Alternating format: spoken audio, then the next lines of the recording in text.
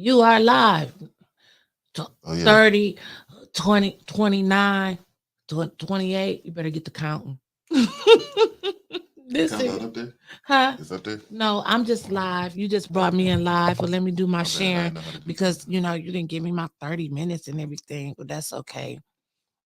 Good morning, everybody. It's wonderful Wednesday morning, and we are live. Live. You see it? Live, y'all. Tune in. Tune in. Oh, yeah, we are. They can see us. Good morning, everybody. Please share, get your share game on. We are back on the air again. And I want to say shout out to A10 News Media Group and the greatest producer in the world, Mickey Jordan, but he's absent today. And let me tell y'all who filled in for Mickey Jordan today. We got the second greatest producer, Black Tony. Say what's up to the Yeah. people, Black What's up, Tony. everybody? That's me. All them sound effects. That's me, Black Tony. How they Black cheering for you? Tony. They cheer. That's Black Tony. Yay! Yeah, they sharing. Oh, thank you. Thank you. Thank you. Thank you. Wait, you gotta put the camera here, cause Mickey did that wrong. See, Oh, hold on. Hold see, on. hold on, Let hold me. on. My second producer about to get me together. So when I look at the comments, then I can Let me look see. up, at the TV. Oops. What? Hold on. My bad. How Okay, you come on, Black. off the screen? Okay. Good morning, everybody. Yep. Oh, there you go. See, there you go. Okay. So y'all get to sharing, and everything while I'm doing this, and y'all share too. And let everybody know that we back on the air again. It's a wonderful Wednesday morning. We have absolutely nothing wrote down to talk to you about. So this is gonna be, it's really gonna be all about y'all today. We gonna open the phone lines a little earlier today. And y'all just call in and y'all gonna talk to me and clack. First, and of course, we got to set it off. We got to set the tone. We got to set the mood and everything, how it's going to be. And then we'll let y'all start calling in. But I'm so happy to be back with y'all today after the long week that we didn't had already, and now realizing that it's just now Wednesday. It's just crazy to me. Whew. But we got a lot of things going on today. So from 9 to 10, I'll be joining you guys from 9 to 10. And then at 10 o'clock, clack, damn, you got me close up in the screen. And then at, all right, there you go, buddy. Thank you. Whoa, okay. Let's hit a little, what's the one let's turquoise. Ta. Look, Mickey, look, let me send this to Mickey because Mickey gonna be mad. Mickey know he can't leave us in I got you. I couldn't wait to hit that. Mickey know he can't leave us in the studio because we was gonna get the clown, and I know he's Like, somewhere like what this them do? sap suckers. I told them just to push one button. My bad. Nope, we're not pushing just one button. We pushing all the buttons that we can find. Now, what you ain't here, Mickey, to tell us what to do? We are free. We've been set free, Clack. Freedom. Freedom. Yes, Brother Dumas. This And is it Michael feels Clack. good. I'm Black Tony, aka Black Tony. Yeah. So for those of you that are just not joining A10 News Media Group, the greatest producer That's all, man. in the world, Mickey Jordan, he's absent. So I got the second greatest today. I got Michael Clack. See, Michael Clack holds a lot of different jobs. Y'all didn't know that. He's a school board president. He's the um what was your podcast host of several different shows. He's got solutions. He's on Wednesdays with Dr. Pedroni on the deeper grassroots efforts. He helps us co-host the After the Council sometimes. He does this behind the scenes production. He just do a whole lot of stuff. So, thank you, Clack, for filling in the gap. Not a problem. Not a problem. Filling in the gap today. So, everyone, what's going on out there in the world today? How are you guys feeling? Good morning, everybody. Good morning. Good morning. There go my sister Tanya Jones. Good morning. My other sister, Sister Audrey. Good morning. Linda George, good of Black. Morning, TK, everybody. TK Thomas. Good TK, what's morning. up? Octavian. That's hey Octavian from Florida. That's my homie. And everybody, just everybody, the bottom, everybody. You know what? Temperature is up to 60 degrees today. And I noticed that because I got that sinus issue going on. Good morning from Kentucky. Good morning, everybody. So I got all of that sinus drainage stuff, and then it's gonna be back to 20 degrees the next day. So that just messes me all up. Clack, tell the people good morning. I said it. Good morning, everybody. Keep your coats on. Let's catch COVID weather. Oh, it is. Yeah. It's Walk COVID. outside with the t-shirts on and keep your stuff together. It definitely is COVID weather. So we got some. Oops. Oh, see, I didn't do that. who did it then, Clack? Ain't I nobody in didn't here do but it. me and you. Ain't no. I didn't do it. I'm sorry, y'all. Don't get fired. I'm my first day. You know how I get. So we again we thank y'all all for joining in, and we always gonna talk about city council like we always do, but when you hear this beautiful noise right here, did you play the? I played the wonk wonk. Well, so the wonk wonk, that's Liddell, and then when you hear this beautiful music right here, yes, it's Eva. That's Eva. Mm-hmm. And then when we talk about Sneely, Mickey. Hey, you forgot one though. Who do I forget? You forgot the canoe shoe. Canoe shoe. Hold on, which one was that? The laughing one. That could be the orange one. No, we had. I had one for canoe shoe. Yes, we did. Which one was canoe shoe? Canoe shoe could be any of them. We laughed at the canoe shoe. All right, man, my bad. Canoe Y'all. shoe I done could be. played all of them. Look, they said they love the sound effects. Now, hey, good morning, Christine Brown, my big sister. Recall petitions are in for Eva Worthing. Uncle AC, you missed us. We said that last night on we came on prime time last night. The recall petitions are in. Yes. That's not me cheering, y'all. That's the crowd over there. What's that? In the studio, audience. The studio we got a audience, live studio audience. Yes, so they cheering us on today. So I know Mickey is somewhere shaking his head, but Mickey, we got this. We good. Where is Mickey at? Somebody tag Mickey, let him know that we got this. We got this. You in good hands, bro. We in good hands. Good hands with Allstate. So Clack, what we gonna talk about today? I don't know. I got this little recording up here. You want to watch it? Yeah, let's watch it. Y'all can listen to this. Let's real watch quick. a little recording. This is. Oops, hold on. Let me go back. This is Winters shaking old canoe shoe. I wasn't checking canoe shoe. Who was having a civil discussion about? All right, hold on. Why he was posting folly at the council meeting. All right. What the hell am I doing? I don't even know what I'm doing, y'all. Lord have mercy. Look, Uncle AC said, hurry back, Mickey. All right, hold on. Y'all can hear Winters in the background. Listen, folks.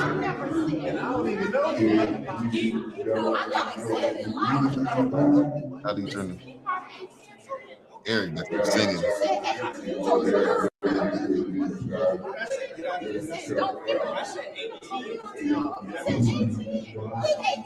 Can you hear you, Winters? I can hear me slightly raised voice in the background. All I can hear more of Eric singing than anything.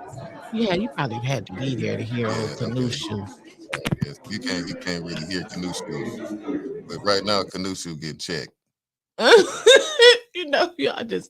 Y'all we ain't gonna talk about canoe shoe. We gonna look Shanetta, that's my cousin, y'all. Hey JoJo. We could see her the other night. The camera was on her. You know they had the camera on me, JoJo. They always trying to put their camera on me for something.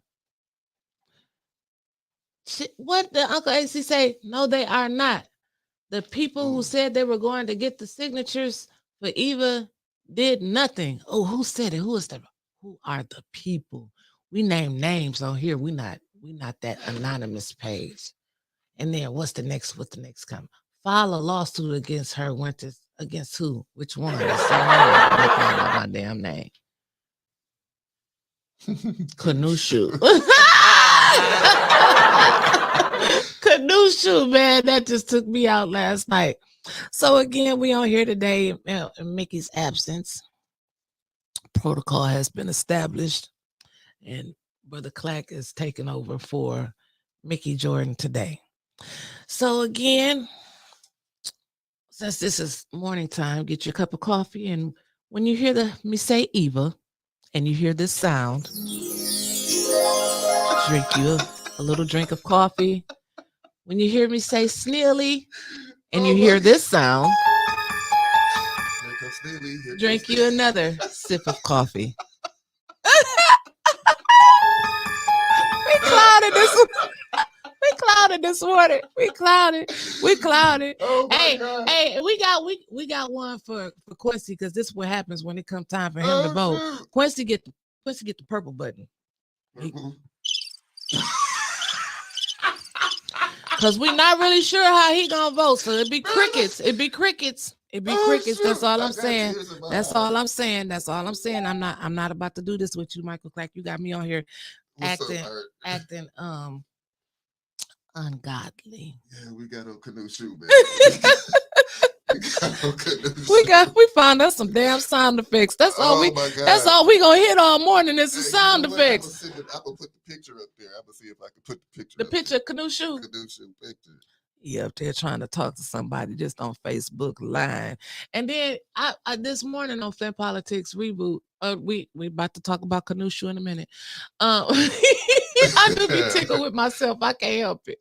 So this morning on Flint Politics Reboot, I had posted several pictures that the lovely Miss Eva. I said the word Eva. Whenever I say Eva, I'm looking for the shoe. Okay. Well, I said Eva. Did you? You said it again. Oh, okay. All right. I gotta quit saying her name. Gotta get ready for your coffee. If I say Eva. So anyway. I'm just having fun today. I'm just having fun. It's time. I mean, you know what? Sometimes we need to laugh and have fun. We do need to laugh and have fun. Our viewers don't always want to see us, all uptight and everything. But wait till I put these shoes up here, y'all. So like I was saying, Eva was oh God, I keep saying her name over and over again. He trying to find the canoe shoe. So hold on, we gotta. I need to share that screen. I'm sorry. Hold on. Those shoes are not made for walking. No, baby, they're not. They was made for canoeing. They was made for rowing. He got some swimmers on them, flappers. Like he only got half of them boys. Now I can talk about them because they talked about my feet. So I'm gonna talk about his feet. No, that's a whole step right there. Because they curled up. That's why we call it canoe shoes.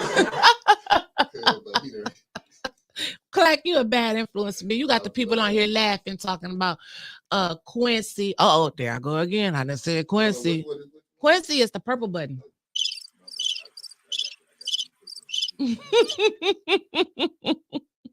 I'm over here. His tears really coming out my face. No, we have. It's Candace VP. Yeah. She is VP, and she gonna be looking at me next week. Next Wednesday she come back and she watch the podcast and she gonna get mad because I didn't call her Jigsaw. As long as she don't come in there with that the black circles on her cheeks like Jigsaw, we good. But the minute she do that, I'm just saying. I'm just saying. So what is that? Water wings for disabled homies. Yeah. What Uncle AC say? What did he say? People plan to attend the subcontractors meeting on Friday at 1 p.m. at the My Community College Workforce and Development Center. Ashley Capital and the general contractor Oliver Hatcher will be present. Refreshments will be served. Don't complain, but attend this very important meeting. Okay. All right, there we go.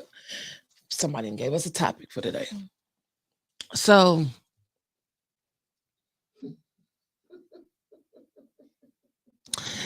they're having a meeting about the subcontractors with Ashley Capital Um, so when they show up, are they gonna have applications there for the people to like actually fill out at that time?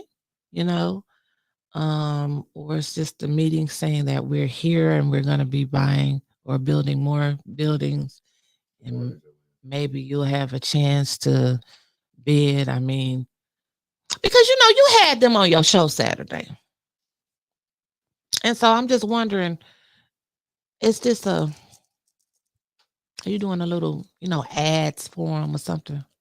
Send them over here because we need some advertisements too.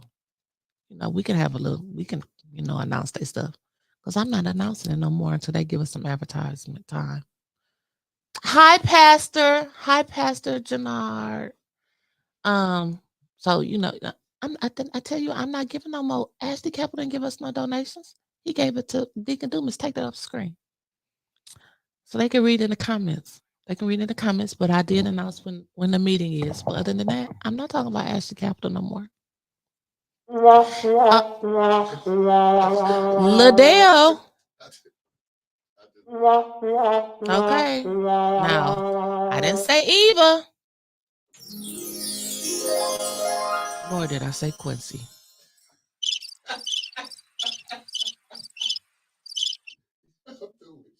I'm saying, okay, I'm just saying that's our sign effects. So when y'all hear that, this would be a great late night show if we could do so every time, but Clack could be over there pushing buttons like he was making a damn beat. You thought it was a beat? You right? So Clack, you was telling me this morning that they was fighting on Capitol Hill too. Yeah, Bernie Sanders still alive. Bernie Sanders, he was trying to how? They were fighting, but my man from Oklahoma, I can't think of his name. He was interrogating. Mike got real tears in his eyes. Bernie remind me of one of them church security guards. I don't look like he gonna break up much. No, he ain't get up. And that's what them church security guards usually do out there in the parking lot. You can't park here, park over there. Man, but at the end of the day, I said that to say that it's not just in Flint where people ain't getting along and they acting like they, really shouldn't be acting. So it's all over the country, So y'all know the lady down there, what's her name? Dr. Candace Matthews down there in Prairie View, Texas. She down there tearing shit up. Excuse me. Tearing stuff up. You gonna put your hand over the mic like they can't hear you no more. You mute. Do you like Eva? Man, my bad. What Tony say? What my brother Tony say? He was up there. After what did he say? Contractor for Ashley Capital. The compound is up and running. And do you need to go back over there? Well, you got time. If you got time today, go back over there because you did show us the last time you did the little tour of Flint, and we appreciate you for that. People that's out there, join Flint Politics Reboot. I'm gonna give myself a shout out. That's our page. That's our page. We don't deal in all that folly. We may talk about people every now and then, but you know what I'm saying? It's not abusive and it's not anonymous. Huh? I don't have one for Tarzan. That's a Tarzan. No sound for Dennis. Dennis, we're sorry. We can see if we can program some more sounds for you. I'm just gonna read I was wondering why did the two council members get thrown out when they vote on the garbage contract? Was it planned by them to say they didn't vote on it? After all, it was a lot of money involved. Was there a motive for not voting? They need to get right with themselves because they flunking the city out. Well, Mike, y'all know y'all always have me stepping in some boo-boo. And, well, I got to tell the truth, right? Because I'm held to a higher standard because I'm a member of a Baptist church. And so sometimes I do think that certain council members do get thrown out on purpose so they don't have to vote. I do. I honestly think that. And I said it. And y'all can get mad and don't. I'm just saying, but I'm just gonna keep it real. I do think that is an escape route for some of them. But it's only one that get thrown out constantly, and that's Eric. I mean, but sometimes Eric don't get thrown out on purpose. Eric's mouth gets him thrown out because, like the caller the other day, who shall remain nameless, said he'll have all the votes, and he'll get to talking, and then Quincy, I didn't say Quincy again. That's the purple button. And then he'll just go and he'll just vote the wrong way. Well, he'll vote the other way. So sometimes I think Eric does get thrown out on purpose. Councilwoman Tanya Burns got thrown out the other night, but I don't think that was on purpose. Hell, I really don't think she likes to have a pristine record. So I don't believe the councilwoman got thrown out on purpose because she's not scared to vote, as we can see that. And I'm not gonna talk about her because I don't want her cussing me out all day again. But no, I'm gonna keep it fair. If she do something I don't like, I'm gonna talk about it again. But that's just my opinion. But I do understand now in this political world that it is a compass. Like the city of Flint is made up of 9 wards, and they have 9 council people. But you have to. That's still the council meeting. I don't know what you're doing up there now. And so you have to vote according to the people that elected you into that position. Now, what they did with Councilwoman Burns, I thought was just crazy. And also with Councilwoman Jerry Winfrey Carter, they split their wards up.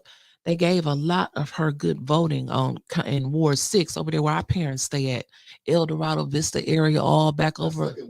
It's second ward now. Yeah, and my mama was pissed when she found out because somebody had said on the podcast one night, second ward. And she runs to go get her envelope and she get to screaming and hollering, I'll be damned. I am in the second ward now. Yes, you are.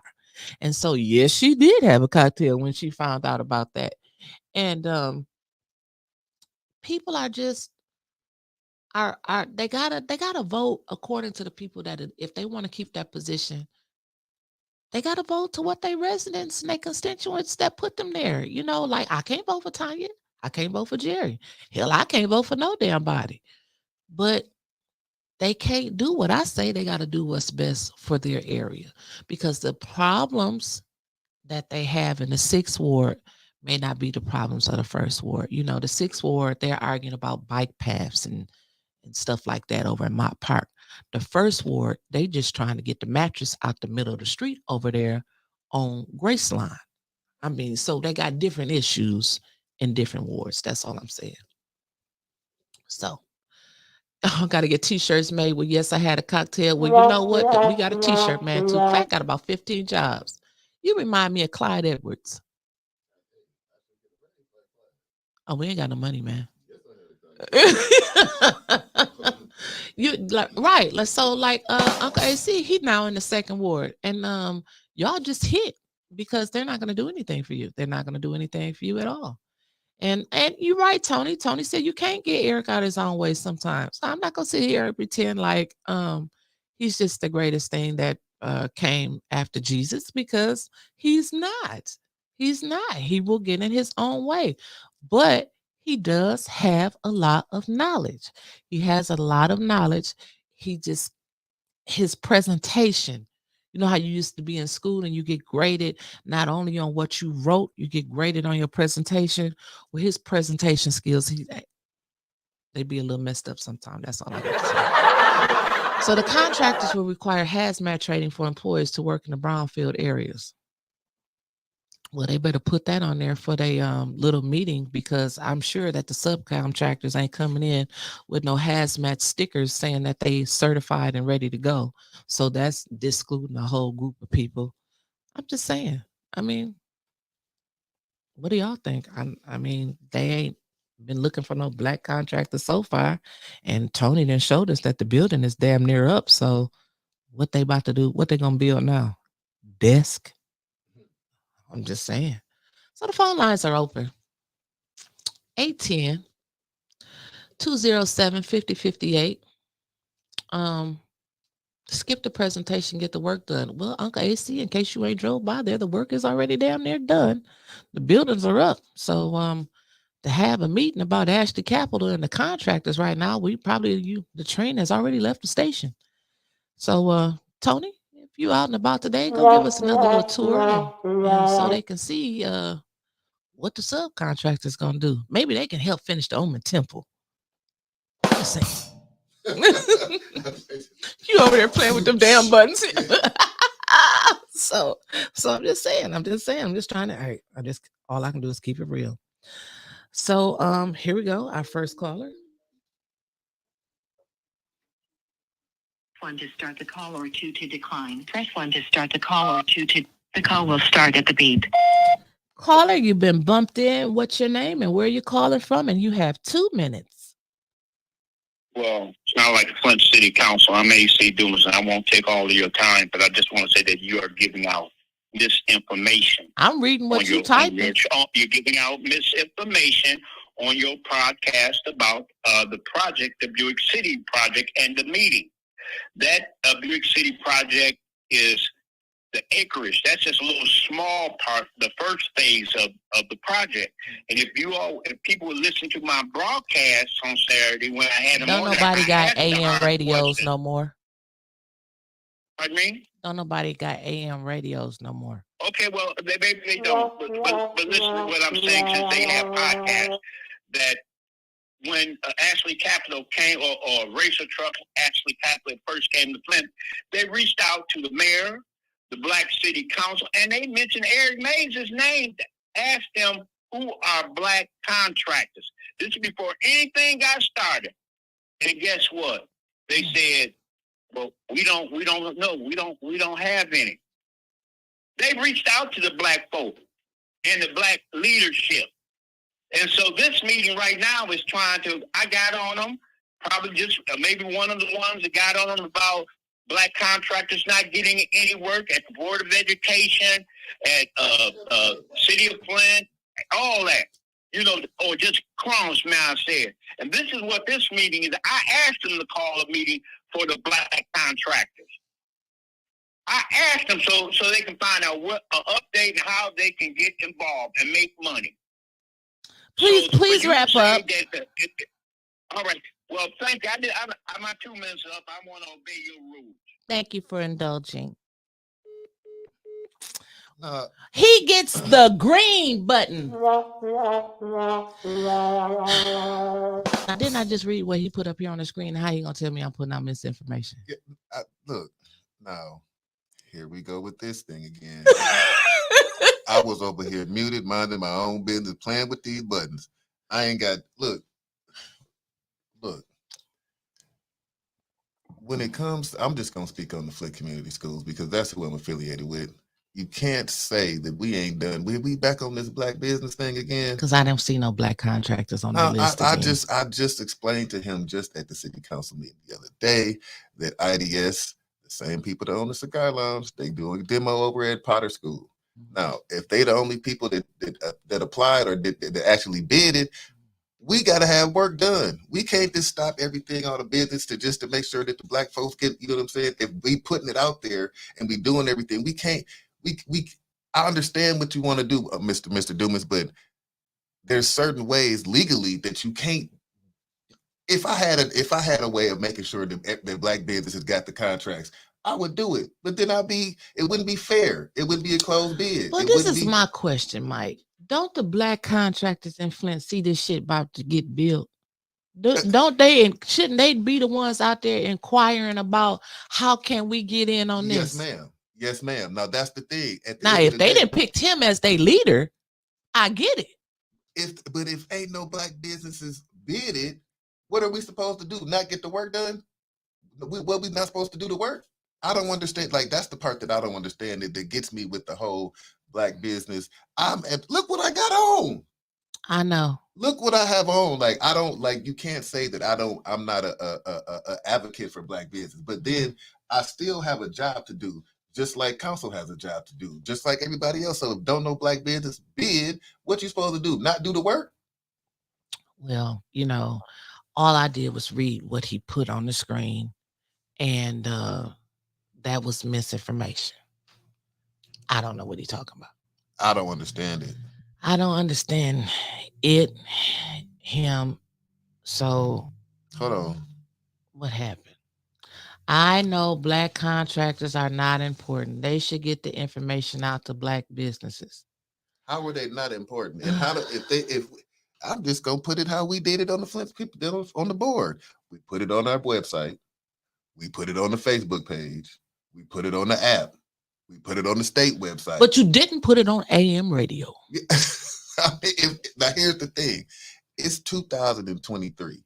If you ain't got a website as a business, if you a legitimate business, if you ain't got a website, and if you can't get on the internet and search for bids, you got a bigger issue to worry about than just getting contracts. Yes, I had a gummy.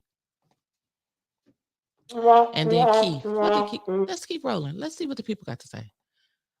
Quite a few of our Black contractors in America are not trained to go after the contracts. That's true. Like somebody put in there and said that you got to have hazmat training. Maybe that was the misinformation that he was telling me that I said. Because other than that, I didn't read nothing.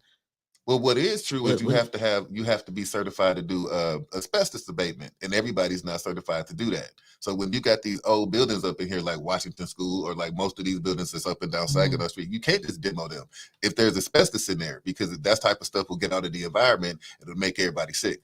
I ain't no contractor, but I know that. And I'm glad you said that. You're not a contractor, but it's okay. Is he a contractor or is he a consultant? Because the price difference. To have a contracting company. I don't know. I don't know. So I don't want to give out misinformation. So I'm just gonna say I don't know. Are you a contractor or used to be one, or are you a consultant now? Black minority subcontractors are qualified and certified. Okay, name two. We can end that debate right here. Name two Black minority subcontractors that are qualified and certified and ready to go demo some stuff right now. Just give me two. Just two. That's all I want. It's just two. Just two. Just two. I'm gonna mute myself. The call or two to decline. Press 1 to start the call. The call will start at the beep. Caller, you have been bumped in. What's your name? Where you're calling from? And you have 2 minutes. Miss Winters, I don't like doing. Oh, you didn't call back again. Like hey, I told you had 2 minutes. You don't get a chance to talk twice. I am a demolition contractor. I used to have the contract from the city of Flint under Woodrow Stanley, and I beat it successfully for it. I know what I'm talking about. And as far as they talk, Mr. Clack, who he knows me, that the way they put it out, they have a white person in the Board of Education that reaches out to his white contractors. That's why they get all the contracts. He reaches out to them. And the last one, the Board of Education approved, and tell me if I'm lying, Mr. Clack, or not. You all had a Smalley contracting company and found out that he was under federal investigation, and he had all kind of down Detroit contaminated soil, and the Board of Education stripped him from that.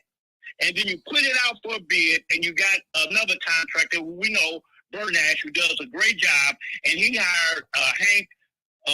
Bernash not black though. Wait a minute. Mr. I'm not a newcomer. You all a newcomer. We've been fighting this battle for 50 years. Yeah. Let me ask you. You gave misinformation about the Capitol site, if that's what you were talking about. If not, I apologize. But if you were talking about the Ashley Capitol site, you gave out bad information. And if not, again, I apologize. I promise I won't call back no more. Well, let me ask you a question real quick while you're on the phone, Mr. Okay, go ahead. What's your quick question? Which one of those contractors was Smalley? Is that a black contractor company? Which one? The one that you specifically mentioned, Smalley. No, Smalley wasn't. He was white. Okay. Let me ask you another question. Is Bernash a black contractor? I got plenty of answers. Is Bernash a black contracting company? No, he is not. He's white. So what is the point? The point is, I said this, that you all, it's not complicated. When blacks, first of all, I came down, the only reason you all repented it because I raised sand. That is exactly right, which is against the law. And you all say, wait. Your white guy that you have, Chris That's Henderson, the same thing I just said, we don't have no black qualified. That was a lie. And you all, how much you got? Well, about $40 million in nursery funds. A lot of it can't have to go for certain things. And the contractor, the black contractor you talked about, is doing in-house demolition at Potter. I used to do that. Matter of fact, I did City Hall, look here, which was the in-house demolition and renovation. Now, are you calling just to call, just to bother us? Because now they're not doing enough contract. No, I'm calling to dispel information. So what was the misinformation that I put out about Ashley Capital? Because the damn building is almost halfway up now. Well, that's misinformation. Well, what's because it's half up? Well, let me tell you, and I'm gonna get off the phone so your callers can call in or berate me or whatever. If you got 10 parcels, that's only one of 10 parcels. There's 9 more to go. And they admitted that they dropped the ball on the first parcel. And they said, so we're gonna reach out to make it right for the 9. I got one more question for you. How much they pay you? How much they pay you for you to come on here and be an advocate for them? Well, they pay me absolutely nothing. I can't be sold out. I won't be sold out. And if people listen to my broadcast, I told them, I don't care how much you gave the NAACP. Just like my mother would give us nice things, but when we got wrong, she beat our behind. And I said that on my show Saturday. I don't care what you did. You're going to be held accountable for what you do in this black community. That's what I said on my show. But I'm on AM. You know, that's just where I can be on AM. I pay for my broadcast, but I made them pay $125. So they did give you some money. You know what? If you let them talk long enough, they get to talk. Thank you so much for calling in, caller. We love you. Thank you much. Have a great day. Thank you. Bye-bye. Yep. So they did give you $125. I knew you let them talk long enough. Nah, yeah. So they paid for his broadcast, and he got on here and he got the talking about Ashley Capital and how great they is. He already got me blocked, so hell, I don't care. He already been bad at me.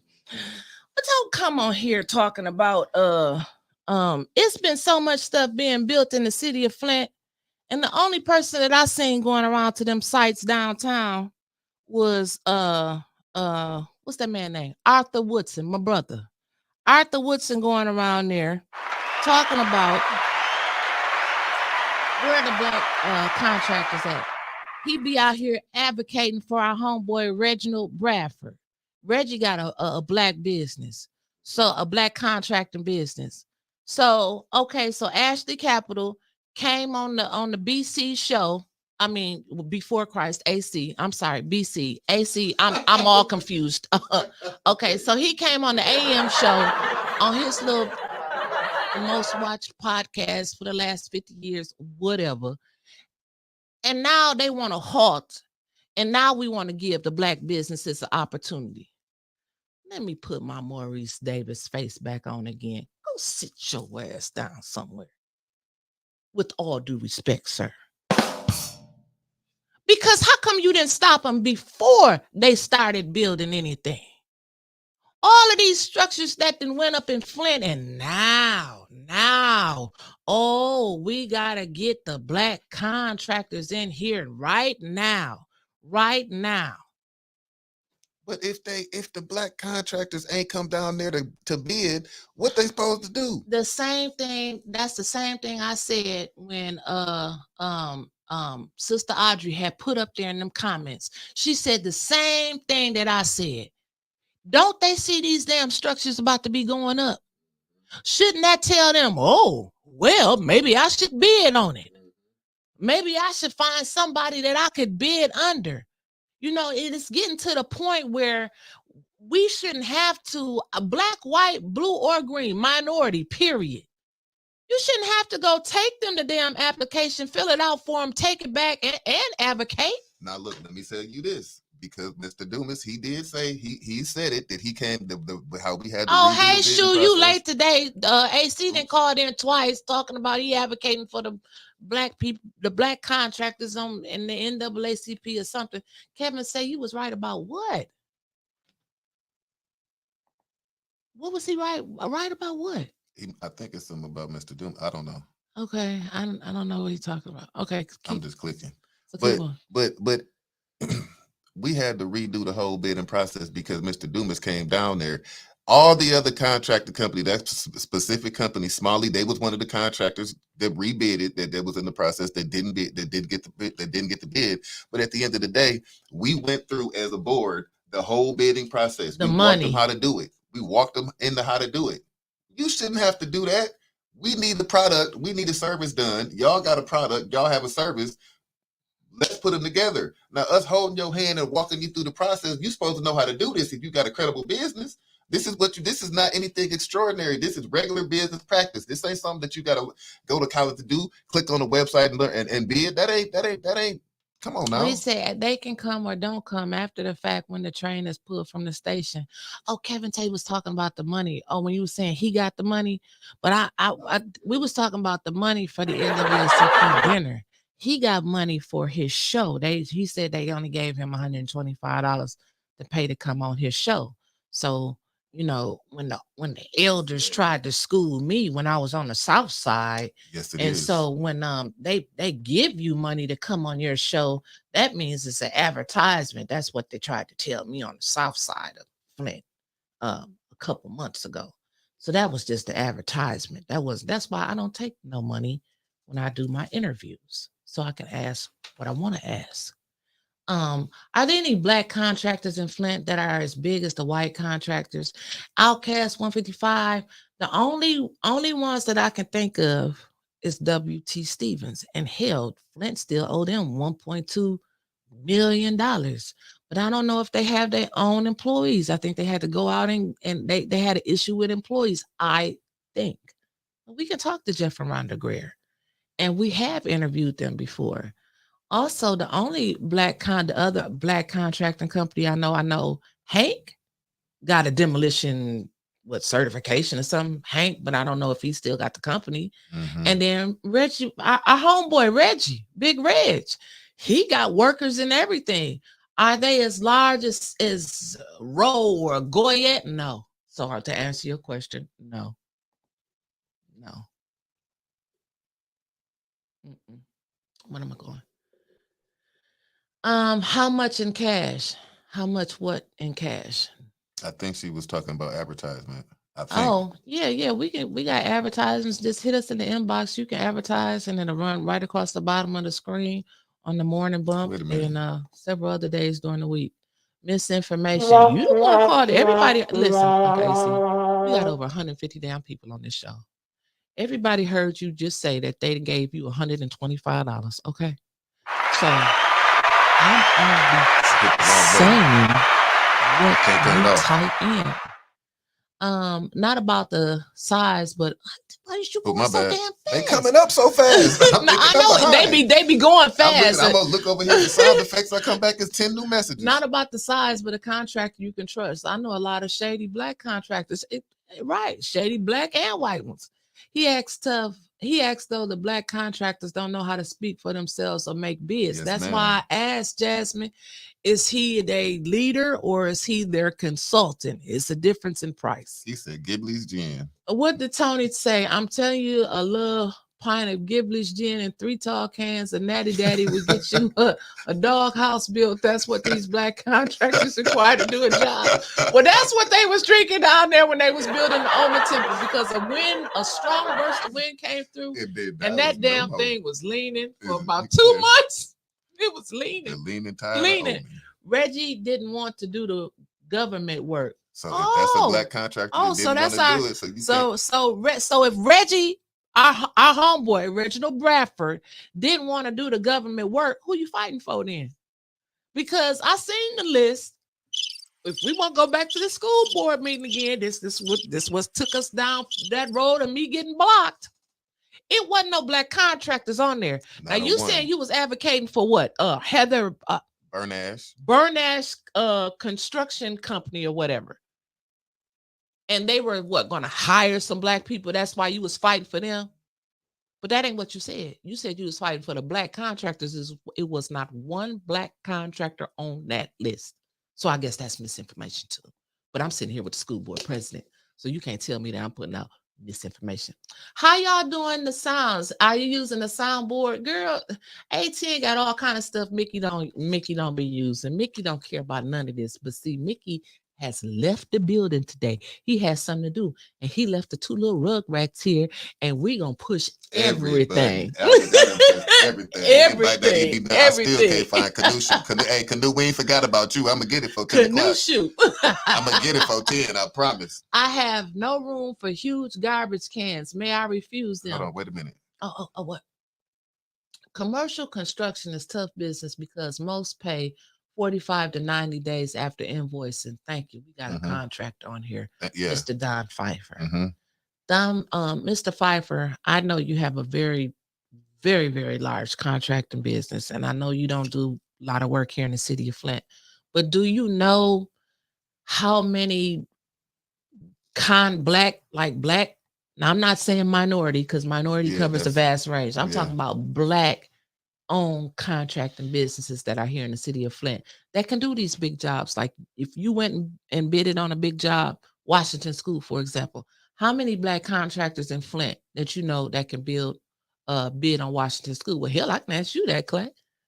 The first time there were 6 that bid and 2 were disqualified. One of the 2 that were disqualified was Bernash because they didn't complete the conflict of interest document. But they're not black. They're not. The second time after Mr. Dumas came down there, like he said, and raised all that hell and made us redo the bidding process because he got under the certain board members and they redid it. They voted to redo the bidding process. Okay, he's saying you lying. Who? He said he wasn't advocating for Bernash. But Mr. Clack should tell the people who I was advocating for it, and it wasn't for the white contractors, but wasn't no black was on the list. Again, Mr. Dumas. Let me green you real quick. Again, this is not the first, second, nor third time that I've asked you that question. How many of them contractors that bidded were black? You stepped in some boo-boo. How many of the black contractors bidded? None. So at the end of the day, I got a job to do. As the leader of as the president of the district, a job has to be done. Whether or not Mr. Dumas has a word or a say in it does not matter to me. I need to get a job done, and I need a service. Mr. Dumas is his interests I don't care about them. There we go. Sean Sims. Let's start back up there and come our way down. A lot of contractors don't like to deal with jobs on the government level. They lowball and don't just finish what I was about to say, huh? Okay. I don't know, man. And then what's that next one? Skin folks ain't kin folk. Keep vetting if they black. Okay, what's that? AC, when was the contractors? Okay. Hold on, I missed this one. They're coming so fast. Okay, here we go. Done. Most of the local guys would rather work in Detroit. We need strong black mentorship program to grow the smaller guys to be able to take on larger projects. Just like the people that I know that are contractors, they don't want to work here in Flint. They'd rather go down to Detroit and Ypsilanti and Toledo area. That's where they do most of their work. We can't. Oh, I wish we could get. I'm gonna have to. You know what? I'm gonna have to get Big Reg on, and I'm gonna have to interview him one on the Winters Hall show because I want to know about the black contracting business, and I'm gonna get Big Money Hank on here too. I want to hear from different This sides. is the part you say out of your mouth, and they're typing that you were not advocating for white contractors. But just a second ago on the phone with Miss Hall, you said they gave you $100 and how many dollars? $125. $125. We didn't take no money for them from Ashley Capital, from Bernash, from Smalley, from none of them people until this we got a service, we paid them, and it's going to the next one. Oh, Sean said he wasn't talking to me. He said Don finished by saying 45 to 90 payout after invoice. Okay. Be easy. What did he say? Be easy with Dumas. Oh, I don't know. It's gone. There's so many coming in so fast. I know they be scrolling like the critics at the end of the movie. AC is not. I don't see through I see through the confusion. I got a job to do. You know, right, if the right. man At is the end purple, of the green, day. black, orange, yellow, brown, whatever, we got a job to do. Now, when I'm not the school board president and I'm trying to get my own work done, I can have the liberty of going and looking for black business and just black business only. But while I'm this, I got stuff to do. Well, Clack.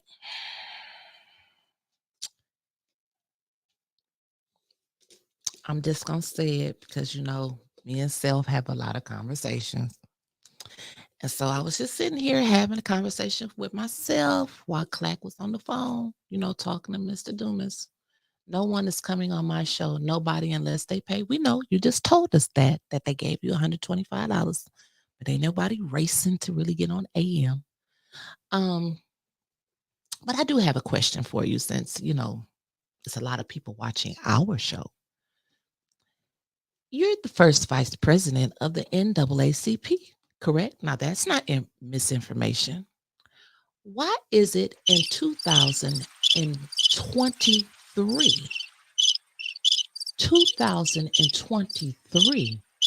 you got to stop somebody from building to have a meeting? Shouldn't you guys already have an organization of Black contractors so when they hit town, you can give them a list and say, here are the people that we want you to hire? Or is that just something that you're just now trying to get together? How about that? I just hit the blue. That was the Snilly. Well, I'm just saying that. Why we doing all this talk about advocating in 2023? I thought we shall overcome. We've been singing that for a long time now. Thank you, Mr. Smith. As a public entity, it is important to pay for who can get the job done, not someone who might get the job done, white or Black. Thank you. It's not about white or Black. What Miss Joanne say? They are too busy recognizing themselves. Yeah. You're right. Good one, Clack. I don't know what I did. I done hit so many Michelle. buttons. And right. That's what I was just saying. Be proactive and looking ahead. Be ready. So you ain't got to stop when the train and halfway left and tell the train to back up because we got some Black contractors. Yes, ma'am. Be ready. Because when they hit the town, you see them at council because you always there. Here go a list of our Black contractors we want you to hire. And at the end of the day, we got enough businesses and buildings in Flint that need to be demoed. That boom, boom, doom, doom, doom, doom, doom. We need the Law and Order sound. Yes. Doom, we doom. need a. Yeah, I think we can. Hey, we wasn't expecting nobody. We ain't got no, Who is that? Hold on. Who? You at the wrong place, sir. No, we ain't looking for the move. You looking to move?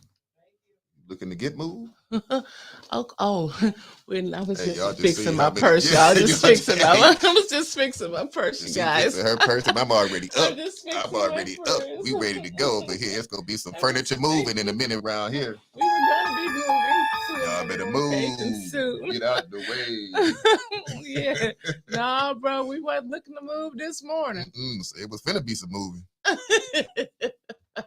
So, well, Tracy, this is I'm sorry. Where are we going? We're going back up. President Clack, find a way to hire Black contractors. You will be Black and for Blacks all your life. The Clacks have a reputation to uphold. And she did this one for you. Again, I understand all of that. Mm-hmm. But at the end of the day, if the envelopes came when the bidding process, if the envelopes where the Black business had a Black envelope and the white business had a white envelope and the agents had a yellow one, then we could choose who what it was that this. But we don't. It's an open. I mean, it's a closed bid, so anybody can bid. So you don't know whose envelope. Sorry. No, you don't know whose envelope is in that. You know whose business is in that envelope. I even tried this when we first started talking about demo Washington School. You can go back, it's taped. I even asked the Superintendent Jones, is there a way that Black business can get 35% of the work that's done? I would have said more than that, but I couldn't think of that many Black businesses to get more business. You know what I mean? And they said right there. Now, if they told me misinformation, I'll be the first one to say I got misinformation and I'm wrong. But if it's a closed bid, there's no way that we can honestly say that the Black business is going to get this bid because you put your bid in the envelope, you close the envelope, and then you submit it. Mm-hmm. So how you gonna know unless the envelope is Black or say pick me or say this is a Black business or something on that envelope that it's a Black business if you're doing it? That's true. If you're doing it the right way. I didn't know that when I first became the president. Shoo. 810-207-5058. What you think about this, Shumo? And for the rest of it, the phone lines is open. We got a couple more minutes for Dr. Padroni and Clack take over. Stanley, oh my God. You guys, I was trying to look for my lip gloss if the movers were coming. You guys Trevor's my friend. Trevor's our friend. You already know how we roll it. Stop. Medea, oh my God. Stop. Listen, here we go. Thank you guys. Get off of me. I was looking for my lip gloss. the call or 2 to decline. Press 1 to start the call or the call will start at the beep. Caller, you've been bumped in. What's your name and where you calling from? Good morning, good morning. This is Shu in the house. Hey, Sue. Got a question for you and Mickey. Well, Mickey gone. I got Clack here today. Well, I got a question for you and Mr. Clapp. What's Okay. up, Mr. Sumo? What I don't understand is all this BS about contractor this, contractor that. Let me ask this question. If a black man has the same license, certification, qualifications that a white contractor has, what the hell is the problem? Right. That's what I'm talking about. I don't get that. We do all this dancing. There's nothing that a white man does that a black man cannot learn to do or do. Absolutely. Absolutely agree. And I stand by that wholly. So if you got black contractors out there, give them an opportunity. And if they screw up, then don't deal with them. But give them the same damn opportunity that you give the white contractors, because they ain't no better than anybody else. And I agree, but That's it's my like it's too late once they hear and they start building or they have bidded and you want to stop and say, wait a minute, we got black people. Shouldn't that list already be together? Yes, it should be. But you know what's going on. Sure do. They're not trying to give the business to the black contractor. Yep. It doesn't take a rocket scientist to figure it out. Hell, everybody can see. You got eyes, you got ears, you can see what's going on. But the bottom line is, it truly is not fair, but we know it exists. But my point is that black man can learn to do the same damn thing a white man can do, and some of them can do it better. But if they can do the job, give them an opportunity. I'll give anybody an opportunity. If you F up, then I'm done with you. Right. But give them an opportunity. That's all. That's all anybody asks for. Right. But when we was going back talking about the school board, it wasn't any black contractors on the list that bid it. So when you put out this narrative that you fighting for the black contractors, it wasn't none on there. Now you can say that I'm fighting for the white contractor that's going to hire some black contractors, but you can't say that you fighting for the black contractors when it was none on the list. I seen the list. Mm-hmm. Okay, let me ask you this. I could upload it. If they said there were no black contractors that did it, right? Mm-hmm. Did they put out anything trying to bring in some black contractors? Wait a minute. I'm going to tell you this right now. I'm going to tell you this right now. A white man is going to go to China to get his buddy or his friend or bring somebody in. You understand what I'm saying? Mm-hmm. Did anybody reach out to the black contractors other than just say, okay, we're going to have a big... See, that goes back to a comment that I made a while back. We have to help our own people. Because white folks are going to push for theirs, they're going to bring theirs in. But as far as the school board is concerned, hell, did they reach out? Did they really try to go out and get some black contractors? Hey, let them know, hey, we're going to be having this opening or whatever, and we're going to be building this. Or did we just say, okay, we're going to open up a bid? You understand what I'm saying? I see what you're saying, but still, my argument is that if they're a reputable business, like they should know that it's coming. Like, why should I have to go and knock on your door to get you to work? If you're looking for work, you should know that it's out there. Like, you find out the same ways that the other people find out if you've been bidding and if you're here locally. That's the only thing I'm saying. Witness, let me ask you this. How do you know that they are being notified like the other ones? Truly, how do you know that? I don't know. I don't know how they get notified. That's my point. I can guarantee you that is my point. I can guarantee you that the same feelers that they're sending out, these black contractors, I can tell you, are probably not getting the information until it's the last minute. Because, like I say, there's black contractors out there, but are they being notified? Like I say, like the white contractors are. Is anybody reaching out? You know what I'm saying? Well, we'll have to because see. we always have to take that extra damn step in doing anything because we're going to always have that damn hurdle. You understand that? I understand the hurdle. I definitely understand the hurdle. But I still firmly believe that we must do for self. We shouldn't have to wait for somebody to come and tell us, hey, we about to tear down Washington School. If we know that Washington School about to get tore down, let's get up off our ass. Let's go over here and get this bid. That's all I'm saying. But I got to go because we got another man coming on. And I got to say something before we do that. Okay. All right. Thank you. Okay. Thank you. Shoot. Bye-bye. So I left this up here because Dr. Padroni, I see you. I'm getting ready to bring you in. Just give me 1 second. I got to straighten something out real quick. This is the second time or third time that I've seen somebody mention my parents or reference my parents in this feed. Oh, that's that. Doesn't matter who it is. My parents ain't got nothing to do with what's going on with me, what's going on with 810, what's going on with the school district, or what's going on with any decision or vote that I make. Okay, so respectfully, you address Michael Clack or President Clack. Don't bring Floyd and Brenda into nothing that we got going on over here. All right, they don't have anything to do with any decision that I make. So respectfully, I'm gonna ask you, don't bring my parents into none of that, please. Now, at the end of the day, we shouldn't have to reach out to Black businesses and hold their hand. Again, I'm a Black man, been one for 43 years. I'm not willing to go to jail. Right. There are people that go to jail for things like it's called bid rigging. Okay. That's one of the reasons why they got Kwame. I'm not going to jail. Yes, yes, I could personally call Black businesses and reach out to them, but I'm not willing to risk my integrity. I'm not willing to do anything unethical or immoral just to make sure that Black businesses who should have the ability to do the same thing that they're credible to do the same. Keep looking at the comments. Keep going to the comments. They said, look, Auntie Jerry said, word. Get him, Mr. Clack. And Lewis said, you will go directly to jail. Right. So I'm not willing to do that. Just like a white business or a white contractor or a white whatever, they might have special favors or special, they don't get in trouble. They don't have to look or worried about the same breaking the law like I do. So I'm not willing to jeopardize myself, my name, my integrity, my mom and my dad embarrassed, none of that. So again, Mr. Dumas, sorry, but not sorry. I'm not willing to do it.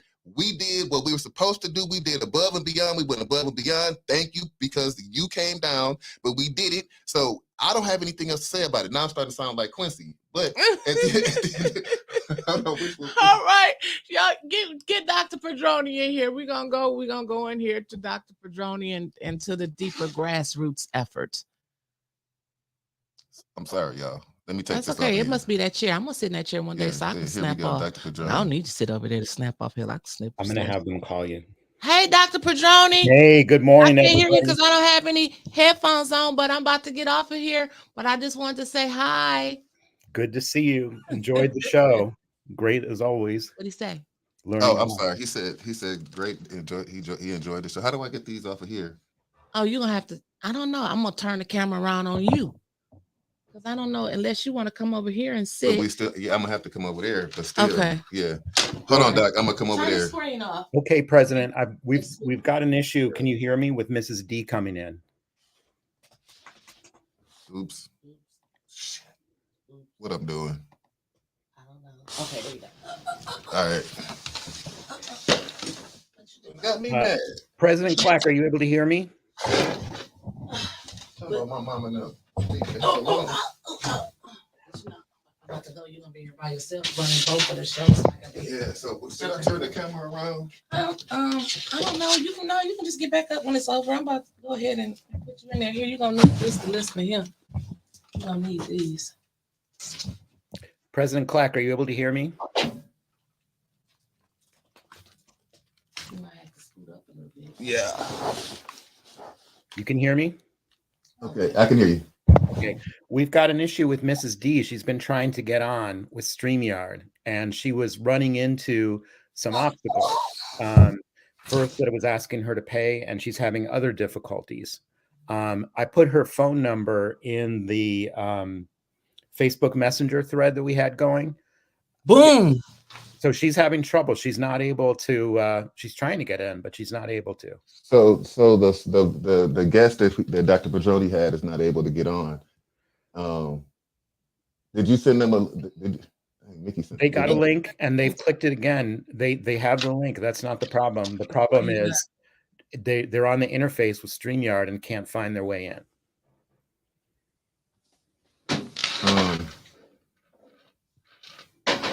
thing I'm gonna do to Mickey right here. I'm about to I put her phone number in the thread that Mickey and I and Well, see, that's Mickey's got his phone with him. President. Oh, you mean the one that you sent with me? Yeah, that's where I put Mrs. D's phone number. I'm on air. I'm gonna call you back about my football picks as soon as I leave. You know, because my microphone on, they can still hear me. I want to talk about gambling while I'm on air. Okay, I called you last night. It's too late to be in. It is. Well, I called you last night. okay. Oh, okay. We can't talk about gambling while I'm on air. Okay, I'll call you back. Bye. Bye. I don't be gambling, y'all. I would just be talking about football. Put me down for all the same teams. I want to be in on that. Miss D, she's supposed to be our guest. Did you get the message in the stream? What am I gonna call her for? I'm about to go home. She wanted Dr. Padroni's guest. She's the only guest. Yeah, well, she's the only guest.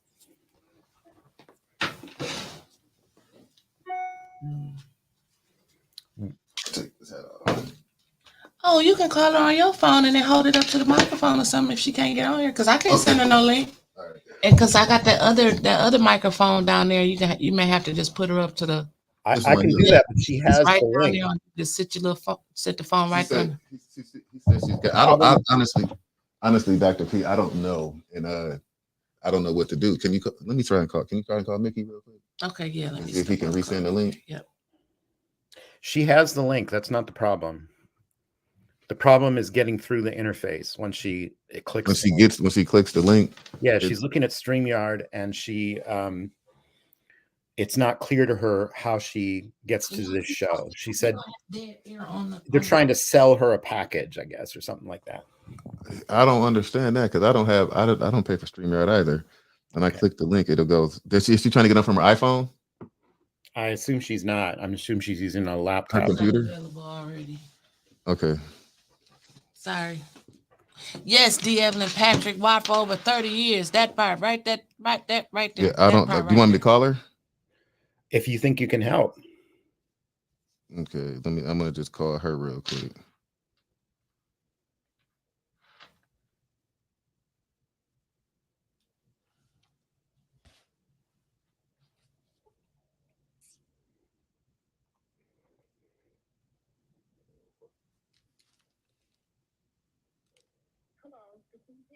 Not available right now. Okay, she didn't. Okay, I'm calling her too. Okay.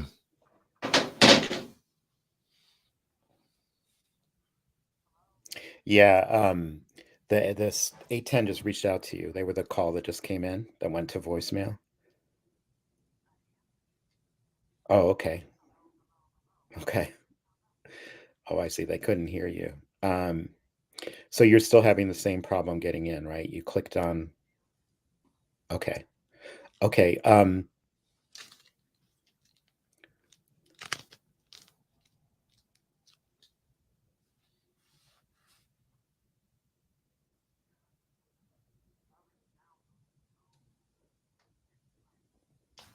Yeah, I don't think I ever had to download it. I think that I just used the interface online. Mm-hmm. So you should be looking at it in your web browser.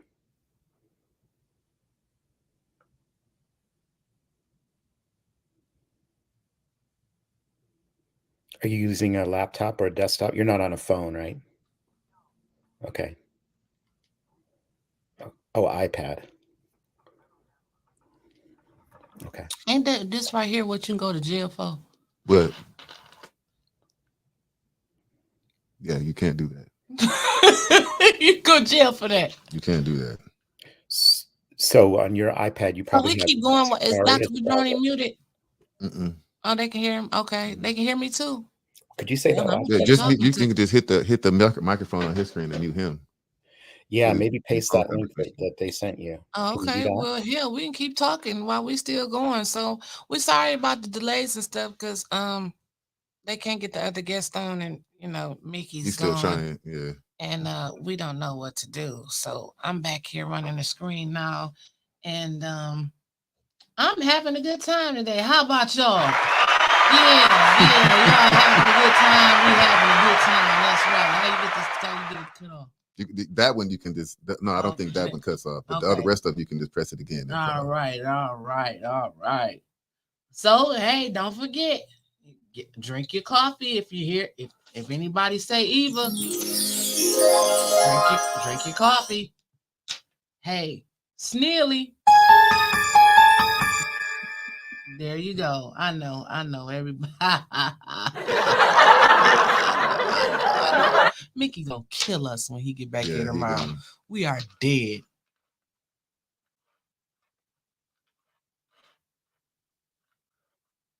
I Did don't. they really say show some respect to elders? Like how these people be tripping, man.